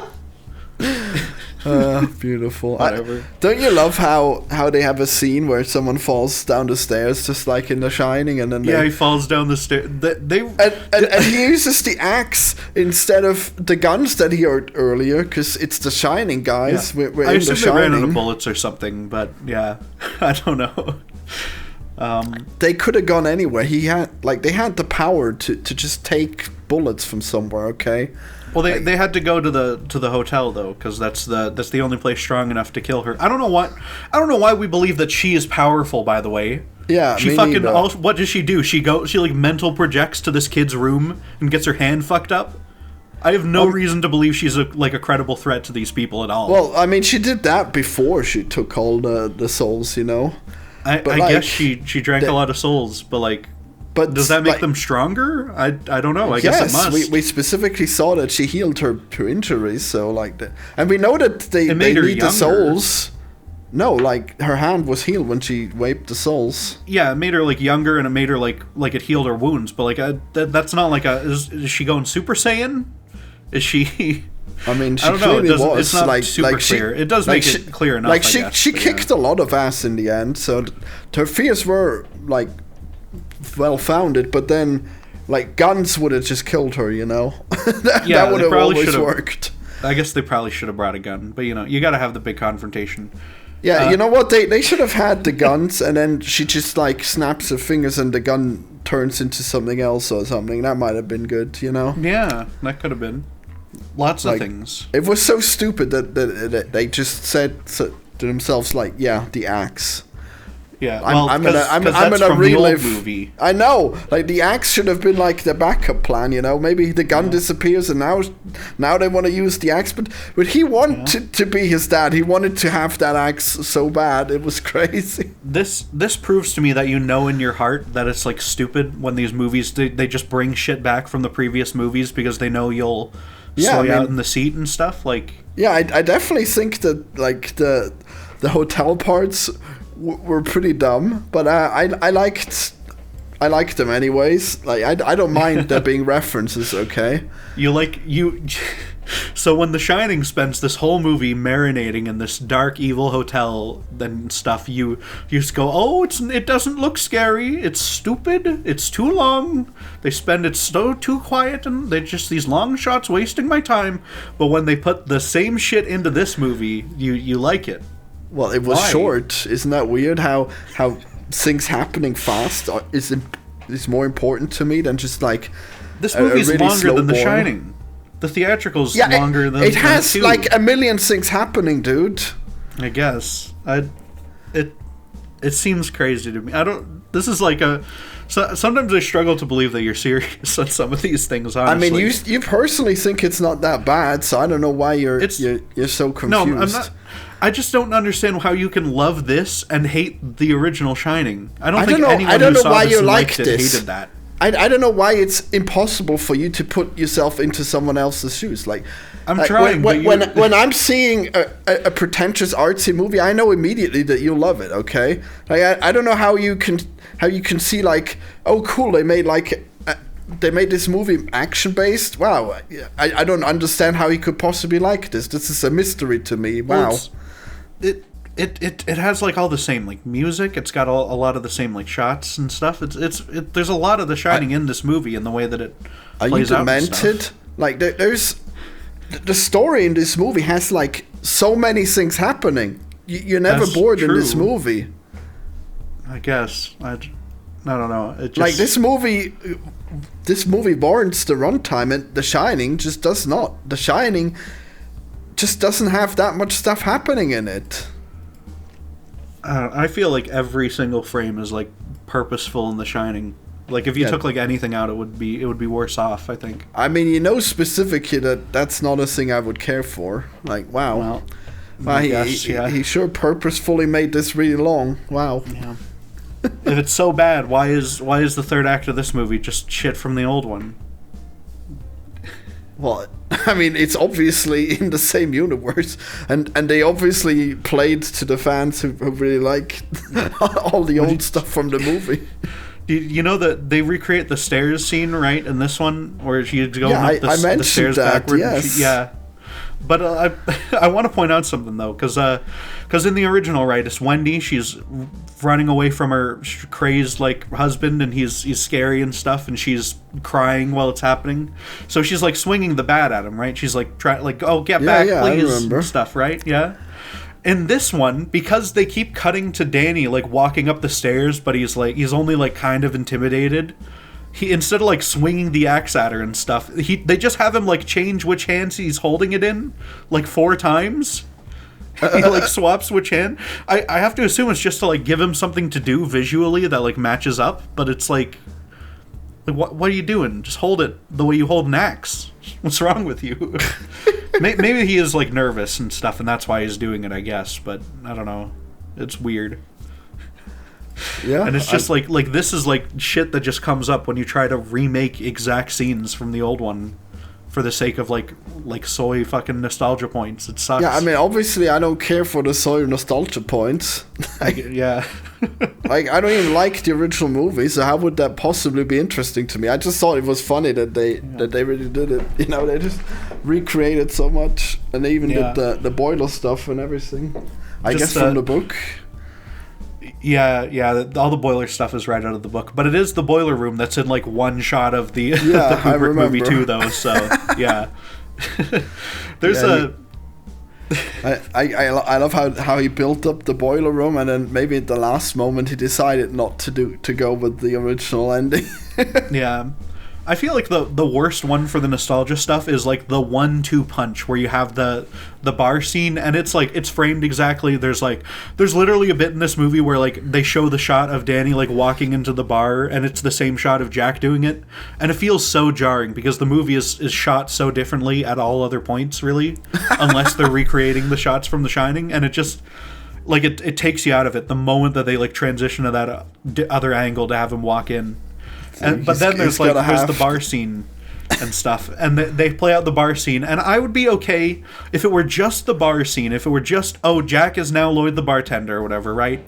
But then he gets spilled on, and he goes to the bathroom, and and now fucking Jack is also like Charles Grady or whatever, or Owen Grady, whatever he is, and it like he changed outfits between like scenes.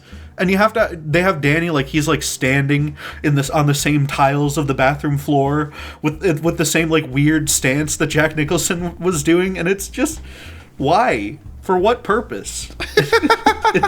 It feels so like because Danny he doesn't have that type of body language. That he's only doing it because Jack does it in the old one, and it's very jarring and noticeable.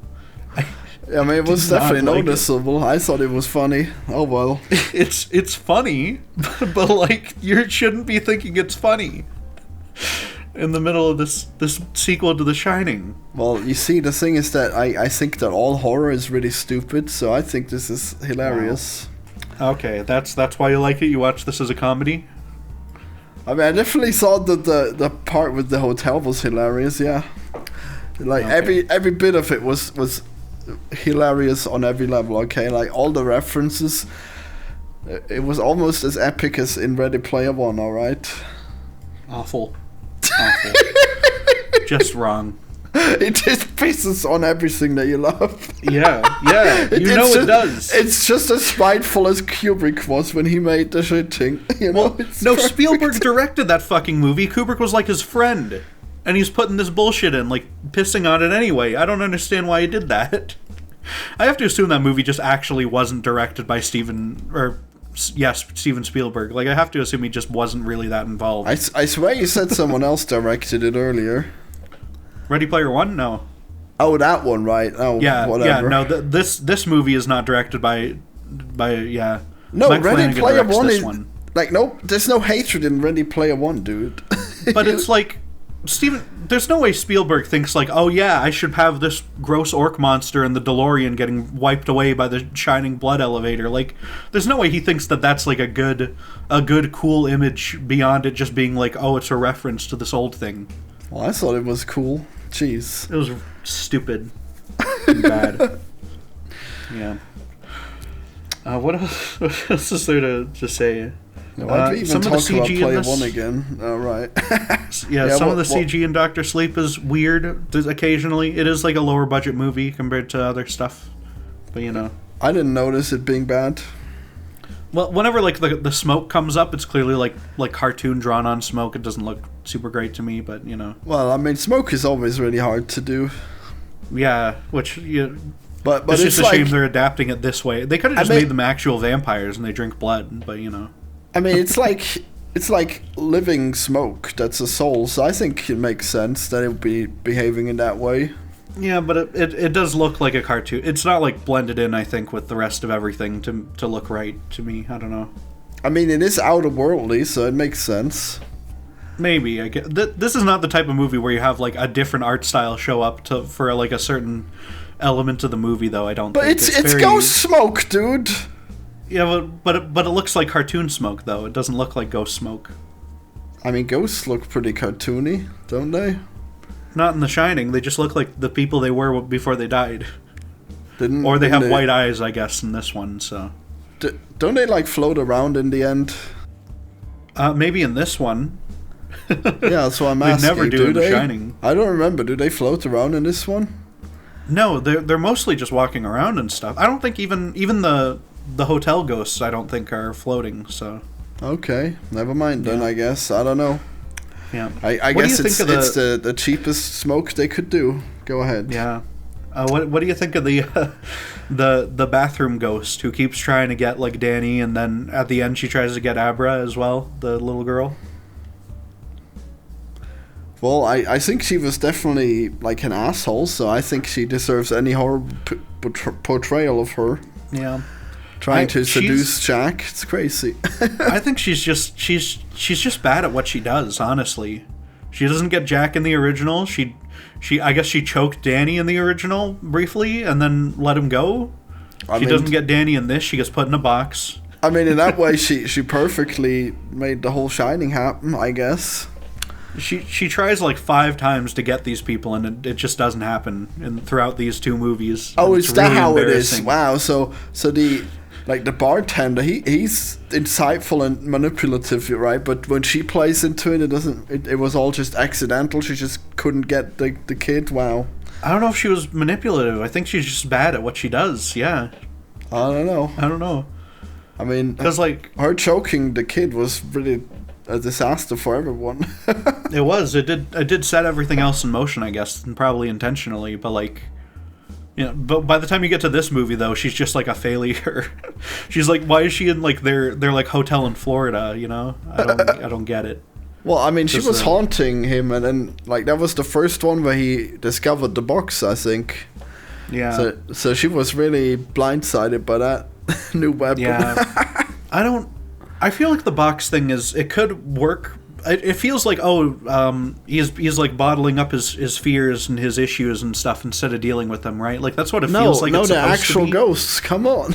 Well, yeah, but the movie never calls him out like, oh, this is like a bad thing that you're just putting all your problems into boxes in your brain forever. It's not. They're actual ghosts. Yeah, I guess it's not a bad thing because it's Dick Halloran who like teaches him it and stuff. And yeah. He's pretty smart, you know. He's pretty trustworthy. He's correct about everything else. That's how you do ghosts. You put them in boxes, man.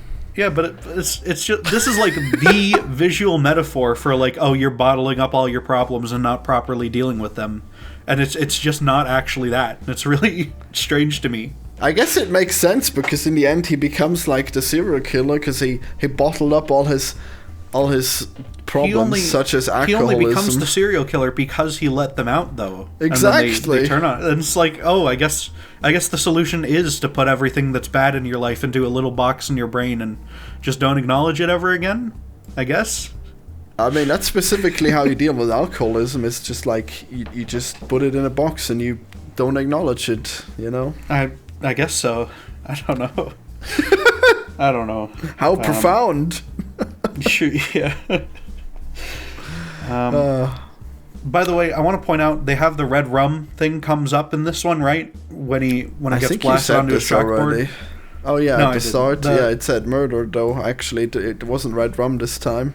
Yeah, it was written. It was written forward for some reason, and we only see it as red rum because he's looking at it through a mirror. Yeah. Which I don't. Is there like a reason that it's like reversed? I'm trying to look at it like The Shining. Like, oh, is there? Well, there's like an intentionality. Yeah, like the little girl knows how to spell properly, unlike the Tony. Tony knows how to spell. No, he says red rum. He doesn't say murder. In Stephen King's fucking want, okay? Tony is literally just a floating around like version of Danny from like 10 years later. So, yeah. Wow, we could have had Ian McGregor in there. Damn, that's cool. Yeah, we could have had Ewan McGregor floating around Danny's head in the Kubrick one. That would have been great. And he just says, red rum, red rum. Yeah. That wouldn't be awful and stupid at all. We gotta watch that miniseries so you can compare.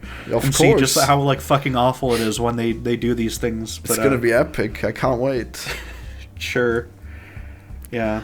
I guess we still have The Hobbit to do. That's true, yeah. Well, in this movie, there's like a lot to do because, you know, Danny, he has to like meet this like teenage girl and stuff, and there's a lot of bits where people are very uncomfortable with him hanging around this teenage girl. Well, actually, he was the only one who was uncomfortable. Oh wait, I guess then and her dad as well was her not dad. Happy. Yeah, he did not realize it was actually her who was unraveling his life. It's crazy. Yeah, it's I don't know. It's like that's like just a consequence of like, oh, we're making this now. Like you have to address the fact that it's fucking weird. Yep. Yeah. I feel like just the fact that this movie is set now kind of messes with a lot of it because you'll see like, oh, it's a sequel to The Shining, but like the little girl, she has like a fucking iPhone with her earbuds in all the time and stuff, and it's like, this is not. This movie is happening like right now. Horror movie, like I feel like you can call the police from literally anywhere. They'll come and they'll shoot all the evil vampires for you. Like, it's just very strange to me. It just does not work. No, the vibes don't are you off get as a it? result. Don't you get it? They lived for hundreds of years. They got the police in their pocket. Yeah, they say that at one point. Yeah, they do, and I don't. Yeah. Why are they like hippies living in RVs then? If they're so well connected, why are they living in like Buckingham Palace? Why aren't they on Epstein's Island getting kids shipped to them? Well, I don't get it. You see, they got other vampires who live there. Okay. These are like the shitty outcast vampires who have to live in RVs and drive around instead of living on the island. These are the prettiest ones. Okay. As she says, I'm not the last one. I'm just the hottest one.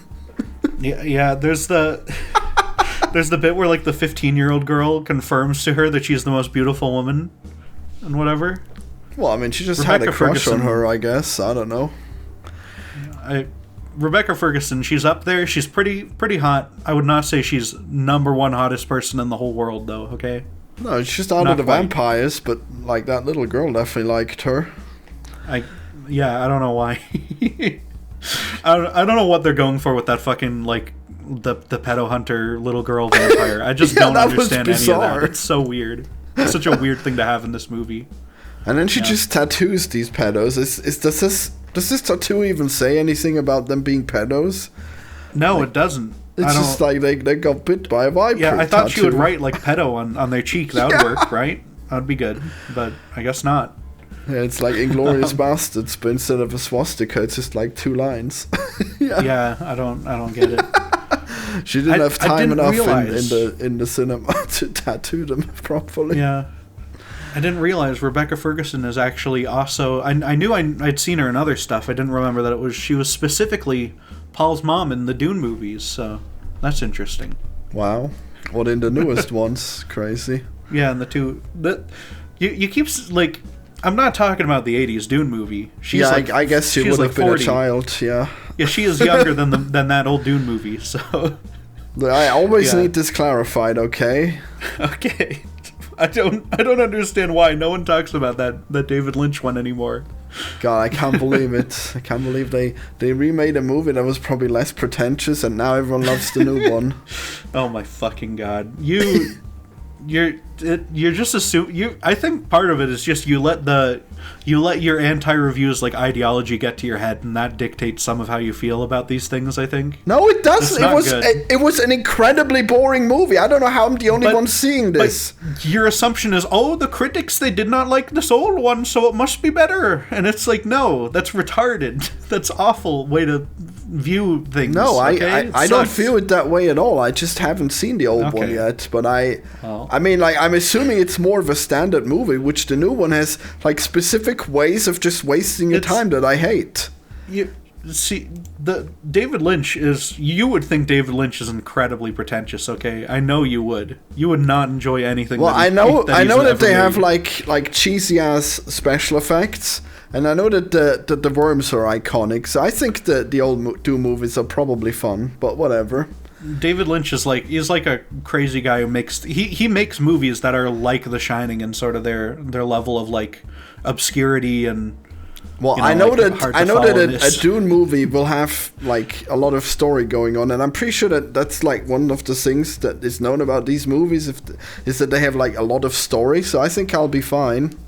The Dune movie's too short to have all the story in, though. It's actually segue. It's much like the animated Hobbit, where there's just not enough time to. Well, I think they actually got like a lot of the story in the animated Hobbit in there. They did, but they do rush. Like, there's like 3 characters who get lines in that movie and stuff, so they kind of rush it a little bit. No, there's most of the characters are in this. There's just no Goblin King, but otherwise, I thought most of them were there. The Goblin King was in there, actually. He was. Well, he looks like all the other goblins, though. Well, yeah. It's okay, for people who don't know, animated Hobbit, right? It's 77 minutes long. Which wow. I thought it's amazing that this is a story that Peter Jackson needed 3 films to tell, or well, he was forced to use 3 films to tell, and instead it's literally like barely over an hour. I think it's crazy. But yeah, I mean, like a lot of the stuff in The Hobbit is fairly well paced, I think. I mean, you don't like the final one, but like the first one is like way better than this animated one for sure, right? The first Hobbit movie is the first one is like relatively well paced. There are some bits like I think you could tighten it down to like 2 hours instead of 3, but you know. I think it was like 2.5, and yeah, theatrical it would have been 2.5 or so. Yeah. I mean, I think even the well, the extended one was 3 hours, really? Yeah, both. Okay. The first 2 both broke 3 hours. The third one did not. Okay. But yeah. Wow, they could have had more trolls with catapults. Damn, what a wasted opportunity. They could have snuck another 15 minutes of nothing going on into that movie. Sure. I wrote down some timestamps though, just to give people an idea of how this works. Right. Wow. It takes 10 minutes for Bilbo to leave the Shire in the animated one, and most of that, I want to say literally most of that, is like a dream sequence while they're playing the titles and stuff for the movie. Yeah. And in Peter Jackson's, it takes 45 minutes for him to leave the Shire. I mean, those are definitely my favorite parts. Like those are so well done. I love those. It's not a bad 45 minutes in Peter Jackson's one, yeah, but it is still 45 minutes, I guess. I mean, it seems reasonable to take a while to persuade him. It does. It's not like if they're going to use length, like that's I think is an appropriate time for those Hobbit movies, but you know, just the fact that it's 45 minutes for him to like start on his journey, you just look at that and intuitively it's like, oh, that's no good. But how long is it in Lord of the Rings? Well, I mean, I don't think anyone thought it was no good. People did not like those Hobbit remakes. I don't know what to tell you. Well, they had really stupid critiques, though. I don't think they complain about too much like feasting at the start. I don't know. Okay, well, people will be the judge of that when our podcast releases. We still haven't seen the reaction to that momentous Hobbit podcast, so. But yeah, 45 minutes into the animated one, Bilbo is running away from the spiders, which is 3 hours and 45 minutes into the Peter Jackson one. Yeah, they really sped along. Wait, no, aren't the spiders in like the second movie? Yeah, that's 3 hours, 45 minutes. Okay. It's about 45 minutes into the second one. 45 feels like it's later, but okay. I checked the timestamps. So well, I believe you. I mean, I guess there's this whole scene with Bjorn with the skin changer. Is he in the book? Yeah, is he in the book? He's not in the animated one whatsoever. Not even at all. Not a little bit. Yeah. Not even referenced. Yeah. But he does exist in the book, right? Yeah, he's in the book. But they knew like that's something you can cut out and like people won't care because it's not really like a set piece, you know. I mean, it made sense. I mean, it made sense because he was fighting at the end. But that's like something I don't know if that's even true in The Hobbit. I think in The Hobbit he brings like a whole bunch of bears actually in the book. Oh wow. Yeah, but I'm not sure. Well, in that case, it makes perfect sense to keep him. Like if you have the biggest epicest battle and you want those, but I guess the bears were extinct, so he was the only one. Yeah, but he falls off an eagle though. That's fun. Yeah, that's a very funny shot from the Battle of Five Armies. That's how he attacks. Well, yeah, it is. Yeah. It is very silly, but I mean, obviously, I love it. Yeah, I enjoyed that specific bit. I think in Battle of Five Armies, but hell yeah! At an hour and 5 minutes into this animated Hobbit, that's when Smaug dies. Whereas in the Peter Jackson one, that is 6 hours and 15 minutes in. Wow. Yeah, I mean, we had a lot more time with the elves. I think the elves were definitely pretty good in Peter Jackson's The Hobbit.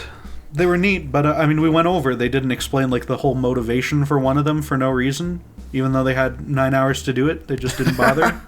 So I guess so. Yeah. Well, they needed the other love story instead. Yeah, and I want to point out This movie covers all of the events in the Battle of Five Armies, including like all their negotiations and the ending of the movie, in 15 minutes. That whole like 2 hour, 45-minute movie is compressed to 15 in this animated Hobbit. Well, I mean, I definitely love the negotiations in the Battle of the Five Armies. Like the way the Arkenstone was stolen by Bilbo, that was so good. Yeah. And I hate how Arkenstone is not in this at all. I know. It's not even a bit. I hate how in this movie Bilbo is just like, I'm a coward now. I want to leave this battlefield instead of having any loyalty to his friends. That's crazy. Well, he shouldn't be loyal to them. The war's stupid and bad. The whole point was he doesn't have loyalty in the other one either. The whole point was that they're greedy and they wanted the money. Like, that was the whole reason why they went to the mountain, okay? No, like, but not Bilbo, though. He wanted to help them get their home back more than anything. Well, because he's like a pure of heart hobbit. I mean, that wasn't in this animated movie either. He didn't say it was for that reason. He just wanted an adventure. Yeah, but by the end of this one, he like has the conscience though, and he's like telling him like, "Oh, you should not go to war. Just give them their share of treasure. There's like more than enough of it." I mean, that's not how treasure works, dude. Like, if everyone has treasure, then nobody has treasure. Like, what? Excuse me, what? Do you think if you just print more money, then you have more money? No, you don't. No, you don't print money. The treasure already exists. It's literally there. It's gold coins and goblets and shit. And it'll be worthless if everyone has it. No, it's the same amount. The it's point just of spread gold across more people. The point of gold is the rarity, dude. It's already rare. Yeah, it's not more money. It won't be rare if everyone has it.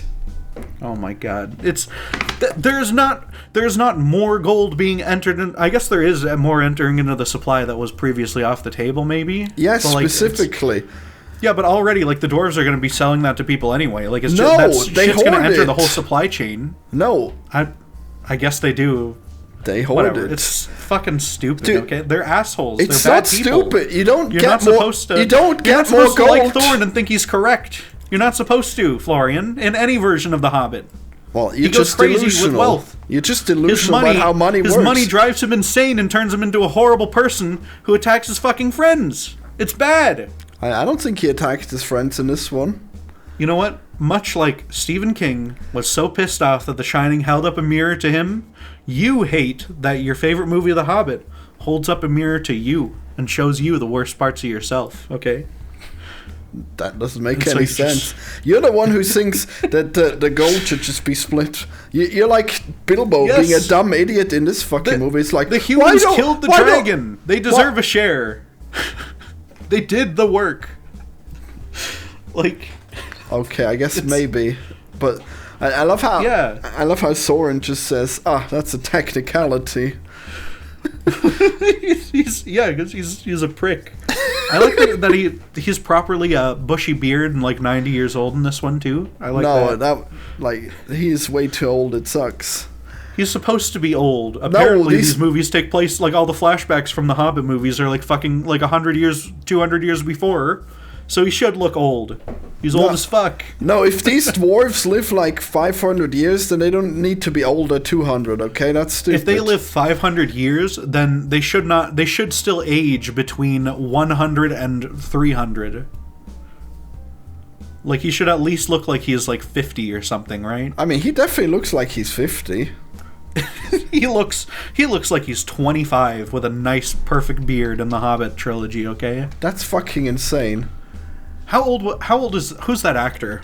I'm looking it up right Thorin now. Actor, yeah.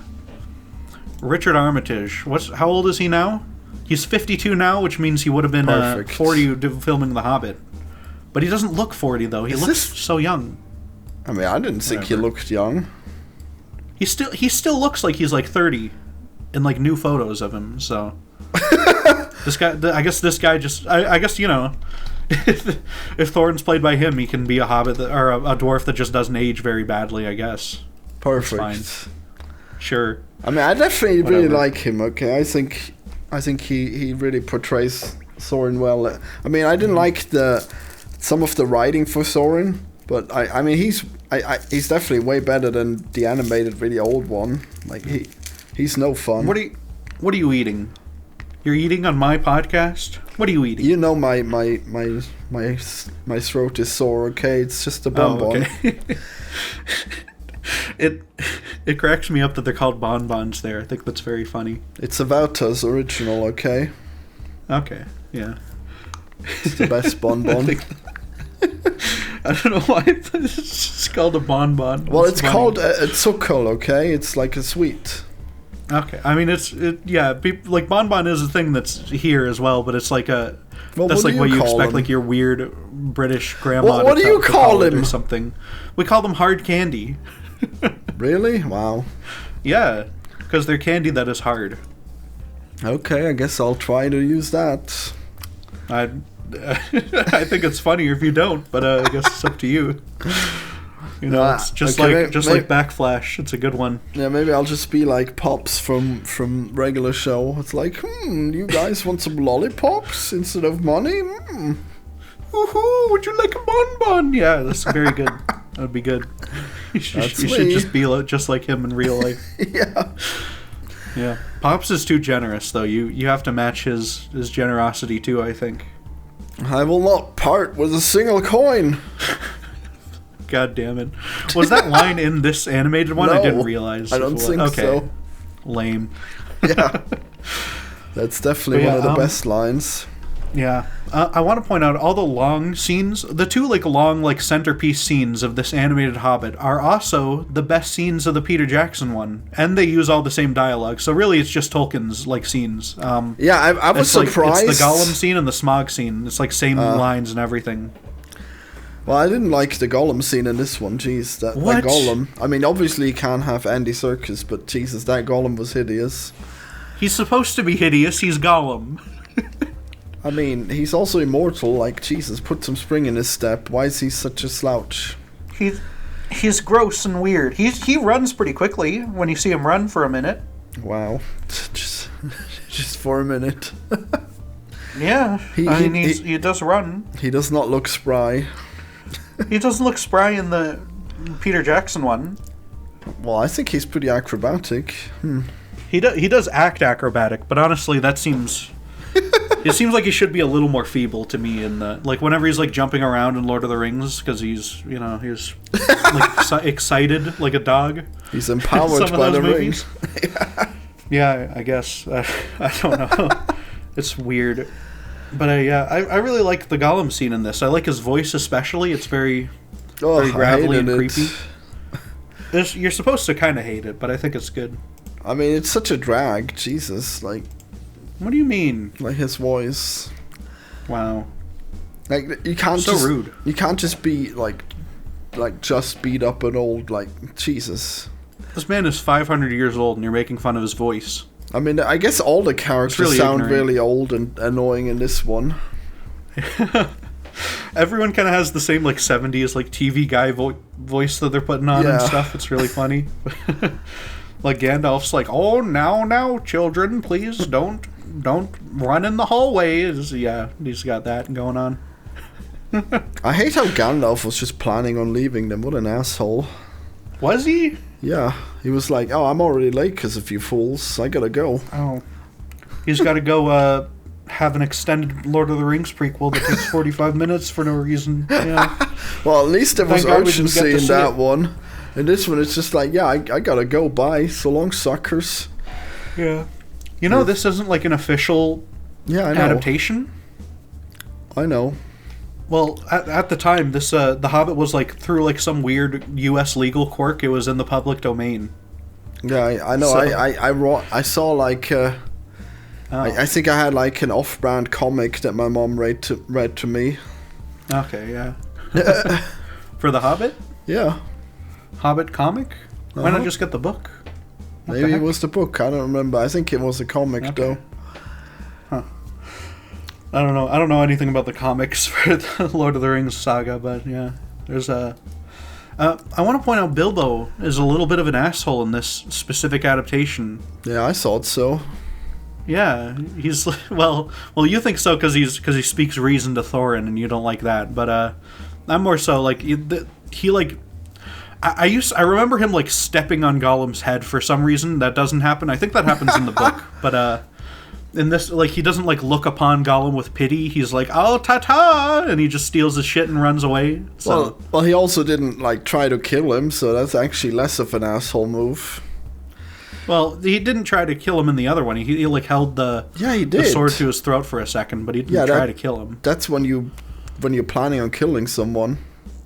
Well, look, but he didn't do it though. It's like in in Star Wars 8 when Luke almost kills him, but he decides not to, and that means he's still a good guy. Okay. Brilliant. But in this one, he didn't even consider killing this horrible creature who will haunt him forever. But he did jump over him and taunt him though.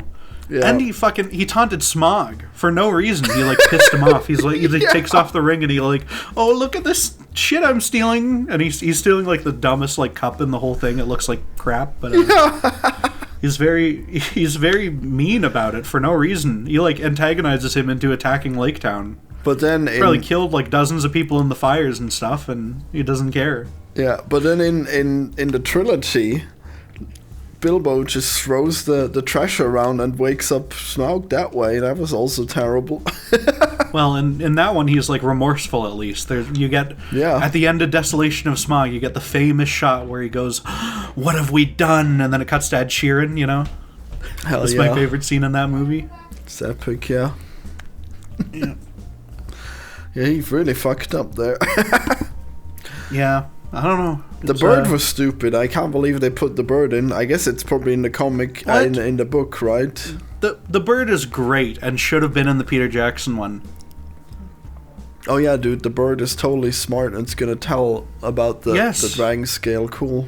It's a fantasy world. There's talking birds. It's a thing. The eagles talk in this one. It's good. Yeah. Yeah, and it gets the information to Bard. The eagles are different than the worms and the birds. Jeez. Well, only because they're big. Radagast can talk to the hedgehogs even in the Peter Jackson one or whatever. Yeah, because he's Dr. Doolittle. Come on. I've never seen Dr. Doolittle. Wow. Is that what that's about? He talks to hedgehogs? He talks to all the animals. Okay. It's Eddie Murphy. He talks to all the animals. Wow. Guess we gotta see this. I thought that was Iron Man. No, that's the new one. The old one, I think, was Eddie Murphy. They probably remade that like 20 times. There's probably one from the 50s too. Maybe. Dr. Doolittle. Let me see. Yeah, there's one from 67. Yeah, that's a Disney property, right? That's one they're just bringing back around. Yeah, I guess. Just like the Shaggy Dog. No, it can't be a Disney dog. Property. No, because E-Rich has not reviewed it on Letterboxd. Wow. And he's reviewed every single Disney movie now, so... I mean, I feel like the new one's gotta be Disney, right? Probably, maybe. I don't know. I mean, they have Iron Man. I like that it's just Doolittle. Well, so does, like, so does, like, Oppenheimer, and that's not a Disney movie, so... Wait, Iron Man was in Oppenheimer? Wow, I don't remember that. He was, like, the bad guy of Oppenheimer, wasn't he? Wow, that's crazy. Yeah. What production company is the shitty Dr. Doolittle one? Roth/Kirschenbaum Films. Wow. Founded by Joe Roth, co-founder of Morgan Creek. And Team Downey. Team Downey was a production company on this film. Team Downey. That's a great name for it. Impressive. Yeah. And Perfect World Pictures, which is a Chinese company. This fucking movie's Chinese propaganda, Florian. Wow. You didn't even know. Well, I prefer the Eddie Murphy version anyways. That's insidious. What? that there's China involved in these movies. Wow. Oh my god, they produced The Northman. Well, there you go. That's very funny. You love Chinese propaganda all along. They produced Us, the Jordan Peele one. The anti-American propaganda. Oh my god. Maybe it's just a company based in China. No, maybe look, not actually they're tearing down our Vikings, our Americans, our Doolittles. Wow. Well, They stopped financing films with Universal in 2024. Okay. They're just a co-financing company with Universal, I guess. So yeah. I see. Huh. But they were on like Bourne Identity movies and stuff. That's crazy. All right. 50 Shades Darker. Hell yeah. The 2017 Mummy movie. Oh my god. Okay, maybe there are some good movies there. I guess it's just everything Universal did. Wait. The 2017 Mummy movie. Wait a fucking second. You did not just call that a good movie. Hey, I enjoyed it, okay? It did nothing wrong. God. Oh my god. Wait, what was the old Mummy? What year was that? The old Mummy? That's like from the 30s or some shit. That's a really old one. No, it can't be that old, but it was epic. It was It's definitely really in color. old. It was definitely in color, so it couldn't have been the 30s. Really old. It's got Brandon maybe Fraser it was in the it. 40s. No. No, you're talking about that. That's not the original Mummy movie. Okay. The Brendan Fraser one. That's from like 2001 or something. Yeah. Okay, well that's The Mummy's best from one. 1932 though, with Boris Karloff. Do you not know? Are you not up on your fucking classic monster movie history, Florian? I guess not, but there's no way they're gonna beat Brandon Fraser. Wow. Did you know that Frankenstein refers to the man and not the monster? Well, I prefer Frankenweenie, okay? Okay. Yeah. I guess there's also been a series, Mary Shelley's Frankenstein. That was pretty cool. Wait, Frankenhole? Yeah, it's about it's now we're so off topic. We're just looking at fucking Frankenstein now. This sucks. This podcast needs to stop. it's like Rick and Morty with Frankenstein. Okay, it was cool. Okay. Oh no, the one with Nick Cage, that wasn't a Frankenstein. That was a Renfield movie, right? Yeah, that one was great I saw too. that. Yeah. I think it's very funny that this random Chinese company has funded a fucking like all the terrible Jurassic World movies just because they partnered with Universal for a while. You really can't help yourself. This tangent has gone on so long. Look, any opportunity to point out that these Jurassic World movies are like a bad idea, okay? Any opportunity. Yeah. What do you think of Animated Hobbit, Florian? What did you think? Well, I really overall? thought it was much worse originally, so it was actually pretty good. So I'm actually How would you rate surprised. I'm actually surprised that Peter Jackson stayed so close to the source material after seeing so many scenes from this exact movie as well. The problem with the Peter Jackson one is what he adds on top of the source material. That's like the main problem with them. So yeah. Oh no, a woman, terrible. Well, a woman who only exists to be fucked by a shitty dwarf. They don't even fuck. Yeah. They have a beautiful, tragic romance, okay? Maybe I hit that might have been the Rule 34 I was looking at after the movie, you're right. God damn it. Yeah, you want dwarf sex, I know. No, I don't. Not straight dwarf sex. Yeah, that's... Absolutely not. That's not right. You don't want that. Yeah, but there's... Yeah, that's why you don't want it. You just want these dwarfs to fuck each other all the time. You don't know fun fact about the animated Hobbit movie? New topic. They made this. This was animated by a Japanese studio, which later went on to form Studio Ghibli. Well, that makes sense. It does seem weirdly Japanese now that you say it. It is. It's got like the high detail but like low animation fidelity, which is what anime. I'd say that's like the defining feature of anime for me is just that it's kind of stilted, but I hate high those on the detail. I hate those two scenes where they just spin the screen instead of showing like anything animated. That was crazy. Like, well, they have to spin the screen when they die because you can't show them getting like stabbed and cut up into bloody chunks on 70s TV. So. Right, but they could have done something better than that, and they just like skipped but they did not. They skipped the whole battle with just like one swirl. It's crazy. Yeah, when they're getting out from the goblins and stuff. Yeah. Wait, you're saying they can't show him stabbing a spider? Come on. I don't think so. No. Wow. Not on 70s TV. Yeah, maybe that's a Japanese thing. Like, you can't show skeletons. You can't stab a spider. Well, It's they just outsourced the animation to Japan. It's not like it was all scripted. Wait, here they showed the dragon getting stabbed in the heart. Well, that's okay because it's the dragon. Of course, It's not a person. but a Florian. spider. I don't. That's probably just straight up laziness. Like, oh, if you have to animate all its I'm legs telling curling you. into death or whatever, that's probably is like low budget. Yeah, it was lazy. Yeah. Wow. Tragic. Well, Didn't even have a scene where all the legs get pulled off a spider. they didn't all come together and pull their legs out. That was a really fucked up moment in the Peter Jackson one. That skeeved me out a bit. Yeah. You said you liked it. I liked it, but it was I liked it because it made me uncomfortable. Okay, you know what? Hey, thank fucking God we're still recording the Shining episode, because I have to point out they just skipped on the part where the bear's blowing a guy. They just skipped that in Doctor Sleep. Wow. I just realized, yeah, it's Damn. not in it. Damn, you one moment of gay sex and it's gone. Terrible. Yeah. It's such an inferior film. Why isn't it in there? You have to have the bear oral. That's the most important scene. Impressive. It ties the whole movie together. That's what reveals that the true message of The Shining is that Danny is being sexually abused by Jack. Oh my god. That's oh my god. And then they're going to suck me. Is that? Oh, that's okay. The troll what's that movie from? that I've never seen. Okay, yeah.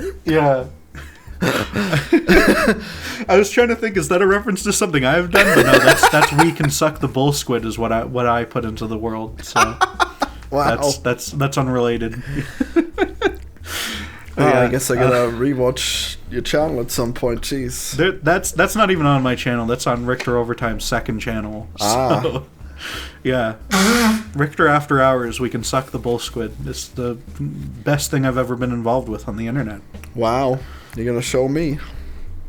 Yeah. Link it, just like Gerbil Passage. Yeah, have you and then I'll found out? list it in 2 weeks or Have something. you found out what happened to that? I didn't really ask him why. I think I know why, and it's because, you want to have like a YouTube channel that you like care about, and there's just these things on it. No, it's no good. no, his channel is not that kind of channel.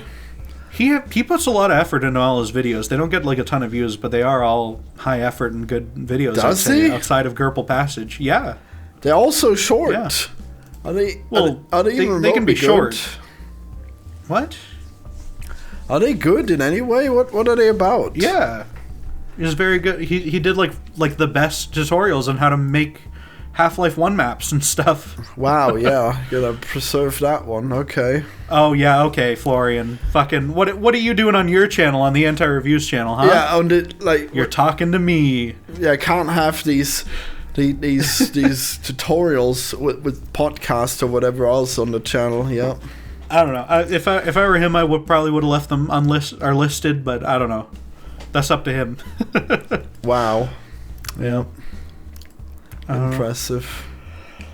Yeah. Maybe we can continue Gerbil Passage someday, but yeah. Well, Are you probably willing to not. read up on philosophy to be the new host of Gerbil Passage? Wow. Probably not.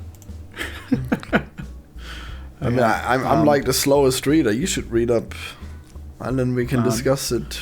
I try to force myself to like read philosophy sometimes. I can't do it. I just can't. Yeah.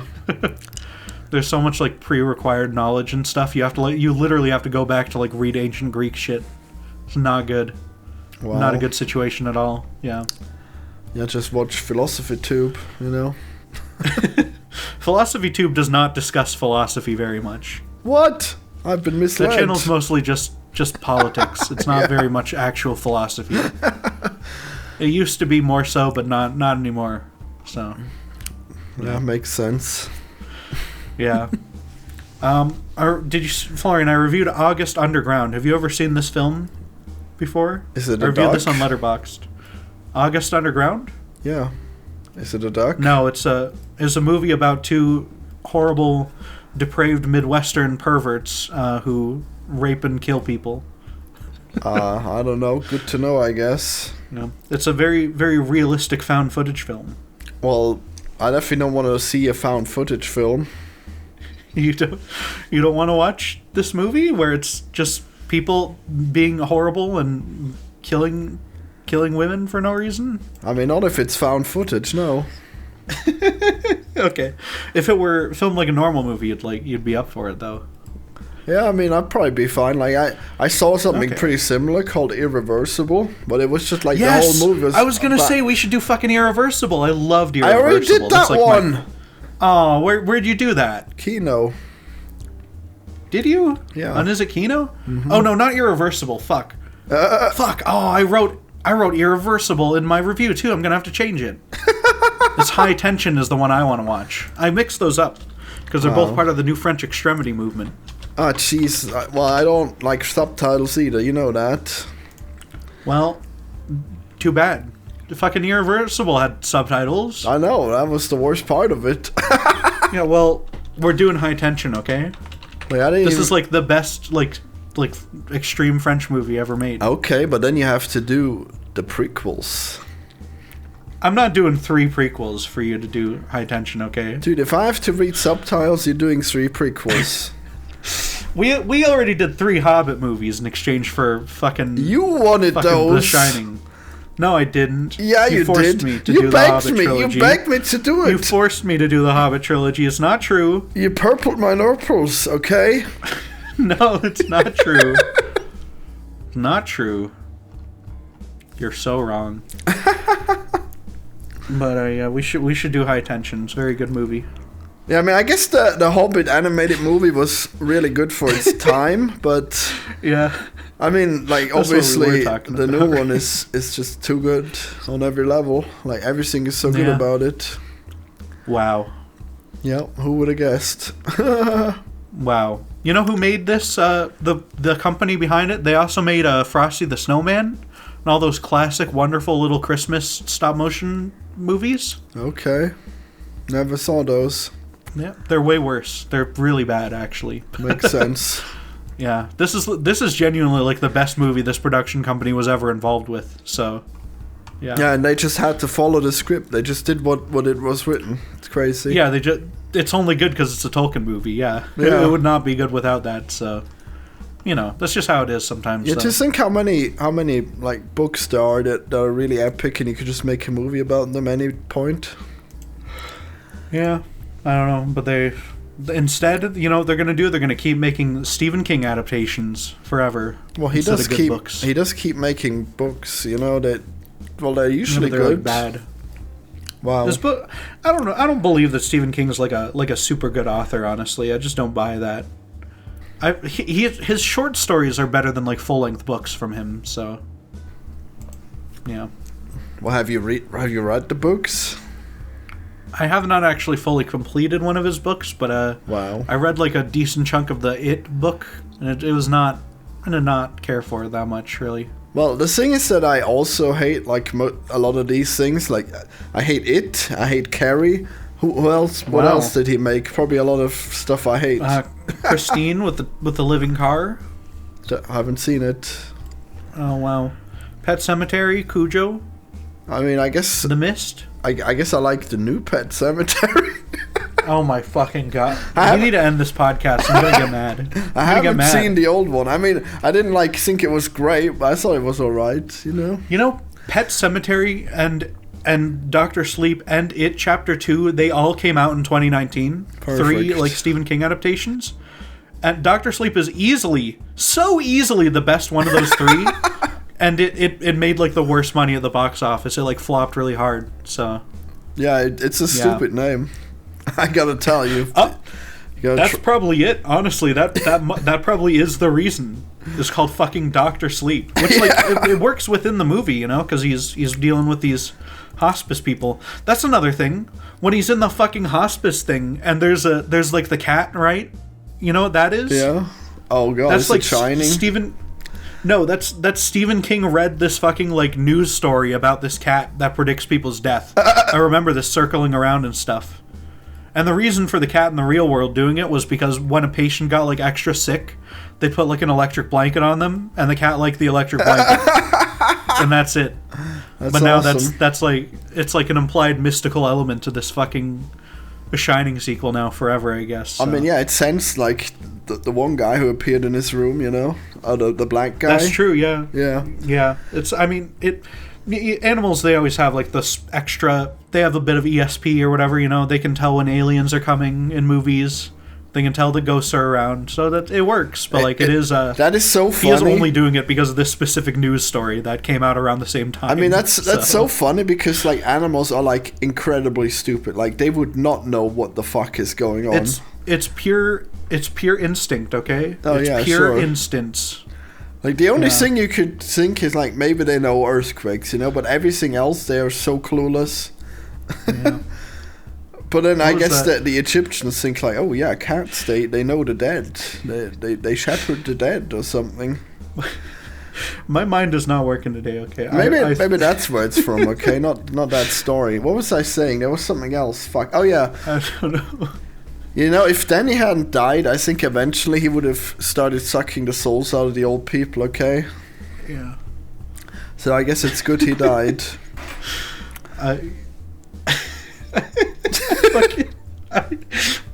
I thought I said pure instinct like a minute ago, right? Now I'm just thinking of there's the Red Letter Media video where Rich Evans reads like a mean comment, and he's like, look, crocodile brain, like lion brain, and he's like super pissed about it. He's a great performer. It's just I cannot. I don't know how I'm gonna like survive in the world. Like I'm not sure my brain's working anymore. I'm gonna like die early. It does work in very mysterious ways. Whenever I have like an inside joke in my head, I don't usually talk about it. You know. Well, I know the watchers, the loyal viewers of the Anti-Reviews podcast. They know all the Red Letter Media hits. Okay. They're gonna know. Why would they? That's so unrelated. Like we specifically hate critics here, okay? Because most of them are fans of Mumkey Jones, and Mumkey Jones is good taste. So their good taste kind of his good taste rubs off onto them. So they must love Red Letter Media too. I think Mumkey actually has like a taste that's more similar to mine than he likes to admit. Okay. You know what? He hated Dr. Sleep. He thought it was like a straight up bad movie that he didn't even finish. So. Oh well, he would have liked the end where it's all The Shining. I don't know if Mumkey's ever seen The Shining. I actually have no idea. So, I mean, I feel like he probably would have. Oh well. Okay.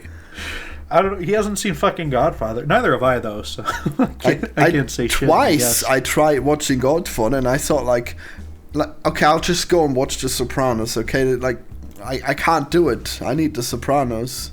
Yeah. That's twice what happened. I should just watch The Godfather. My friend showed me the fucking pilot for for The Sopranos, and honestly, it was okay, but like I did not have the urge to continue the show.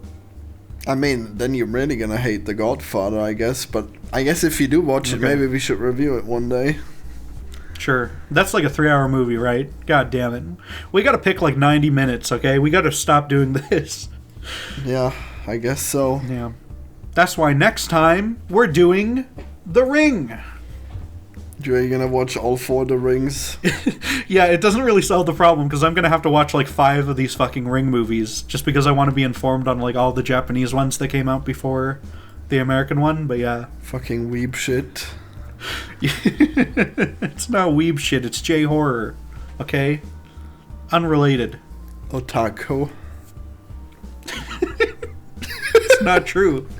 I don't like anime, okay? I don't. Really? That's I am actually excited. They're doing a One Piece remake where they're like readapting it as an anime, and I might actually watch that if it's any good. Yeah. I don't know. We'll see. Probably gonna take forever. Probably, but it's gonna be shorter than the other one because that's like, yeah. There's like a project people were making for like One Piece edited down to like remove all the filler. They cut out like 40% of that show, so it's like truly inexcusable numbers of filler in that. I mean, it's not even the filler. Like I bet like the actual stuff from the comic is also like mostly redundant. But I get you just hate One Piece and this great story that beloved by all around the world. I mean, there's no way that there's no way that this anime is that much worse than the source material. Okay, I just don't believe it. I know it's all I don't speculation. fucking know. Okay, but I bet I'm gonna read it. It's gonna have all the same stuff. All right. Okay. Well, you should have. You should just watch the live action One Piece, I guess. I don't know. did. It was great. Yeah, but well, you should continue though. Yeah, I can't wait for them to make more. Okay. I don't know. I mean, you might as well watch that one too. It's good. I don't want to watch it. I want to watch it anime, because it's like a, Weeb. you know, it's not supposed to be live action. Okay, I don't believe in any of these like live action cartoon things. I think it's bad. Fine. Yeah. I mean, like, Wait, what do you give the animated Hobbit out of 10? What's your rating? I guess a 6. Okay. I have to ask you because you're not posting your reviews on Letterboxd anymore, and it's Yeah, it was a mistake. Like, I guess I always Wow. think of I have to do the wait, and then I don't want to post. But also, I guess it's like, I guess it's also Yeah. fairly pointless to write on there. It's not like well, people read when I don't want to weigh myself, I just don't, and I just review it anyway. So there. I guess. yeah, I can't believe you jacked my whole concept for my Letterboxd and just put it on yours too. By the way, it's evil. I improved on your concept, okay? Because I actually explained what I ate that day. I had sushi and a ton of popcorn, but I've been doing a ton of sport, so I actually do a big drop in weight soon. Yeah, So I actually do a big drop in weight soon. I am due. Florian. Really? I'm good at writing. So you missed the am, okay? And the sentence is fucked. Where's that? That's on your Quiet Place Day 1 review. Okay, let me fix it. You should do that. It actually blows my mind. Like, every once in a while, it's like I read something I've written and it's like there's like one word missing, and I don't know how it's possible. Is my brain broken? Is my keyboard broken? My computer? I don't know. Yeah. We're all dying. Yeah. Also, you refer to any physical activity as sport, which is funny to me because we do not. What are you talking about? I don't. You say exercise. Sport is like specifically like games and stuff, like hockey. Weird. Never heard it that way. Did you know Edmonton Oilers lost the NHL this year? I don't know what that is. I only know that because my mom's boss was really invested into it. So, yeah. Impressive. Do you want to do The Quiet Place? Probably not. Okay. Wow. I don't really get to go see horror movies at the theater, so Well, maybe we could do the old ones. Earage gave it a 4 stars. Wow. I'm okay. I don't think I'd care for any of those movies very much. But they have to be quiet. You said you were eating popcorn in the theater, okay? Dude, So- nobody heard me. Don't be weird. I think it's a dead silent movie. You can hear people doing it, okay? You're just wrong. No way. You're the most evil person in the whole world. I want you to know that. You've not even seen it. It's not that quiet. Okay, well, okay. This podcast's gone on like an hour longer than it should have. Let's end it. Yeah, you keep bringing up random stuff. It's crazy. It's mostly my fault this time, but you know. Yeah, I'm on point. We have a lot to always. say on Dr. Sleep. Yeah, I mean, that was good. You know? Why is he called Dr. Sleep when he spends the whole movie awake? Terrible. Why is he called Dr. Sleep when he's not even strange at all? He's perfectly normal doctor. Should have been called Dr. Normal. Should have been called Marvel? No Doctor. He should have been Mr. Sleep. Mr. Danny. Well, he's got to be called Dr. Sleep because he's called Doc. Because Bugs Bunny I connection. forgot about that. Wow. Yeah. I don't even know if that's... I assume that must be in the book, the Doc thing, but I don't know. I don't know. What, did Bugs Bunny exist? I guess. In the 80s? Yeah? When Stephen King wrote the book? Yeah? I don't know. Bugs Bunny is like older than Mickey Mouse or something. They're like right around the same period, from the 30s. Wow. That's crazy. This is your favorite medium of visual entertainment, and you don't even know its history. Well, I actually don't like Bugs Bunny. Oh yeah, that's... It's too American. Like he does like impressions of celebrities. It's not for me. Okay. What do you think of Aladdin? Yeah, I also don't like that. Okay. I mean, I like everything but the genie. You only like the animation that sucks. I forgot. Yeah, wow, I sure love these random fucking references that don't make any fucking sense outside of America. Cool. Yeah, okay. Bye, everyone. Does Steven Universe not have references? Like, Steven Universe does not have references where it's just like, hey, I'm doing a funny voice like this guy, okay? That's stupid. Okay. That's good. Goodbye. See ya.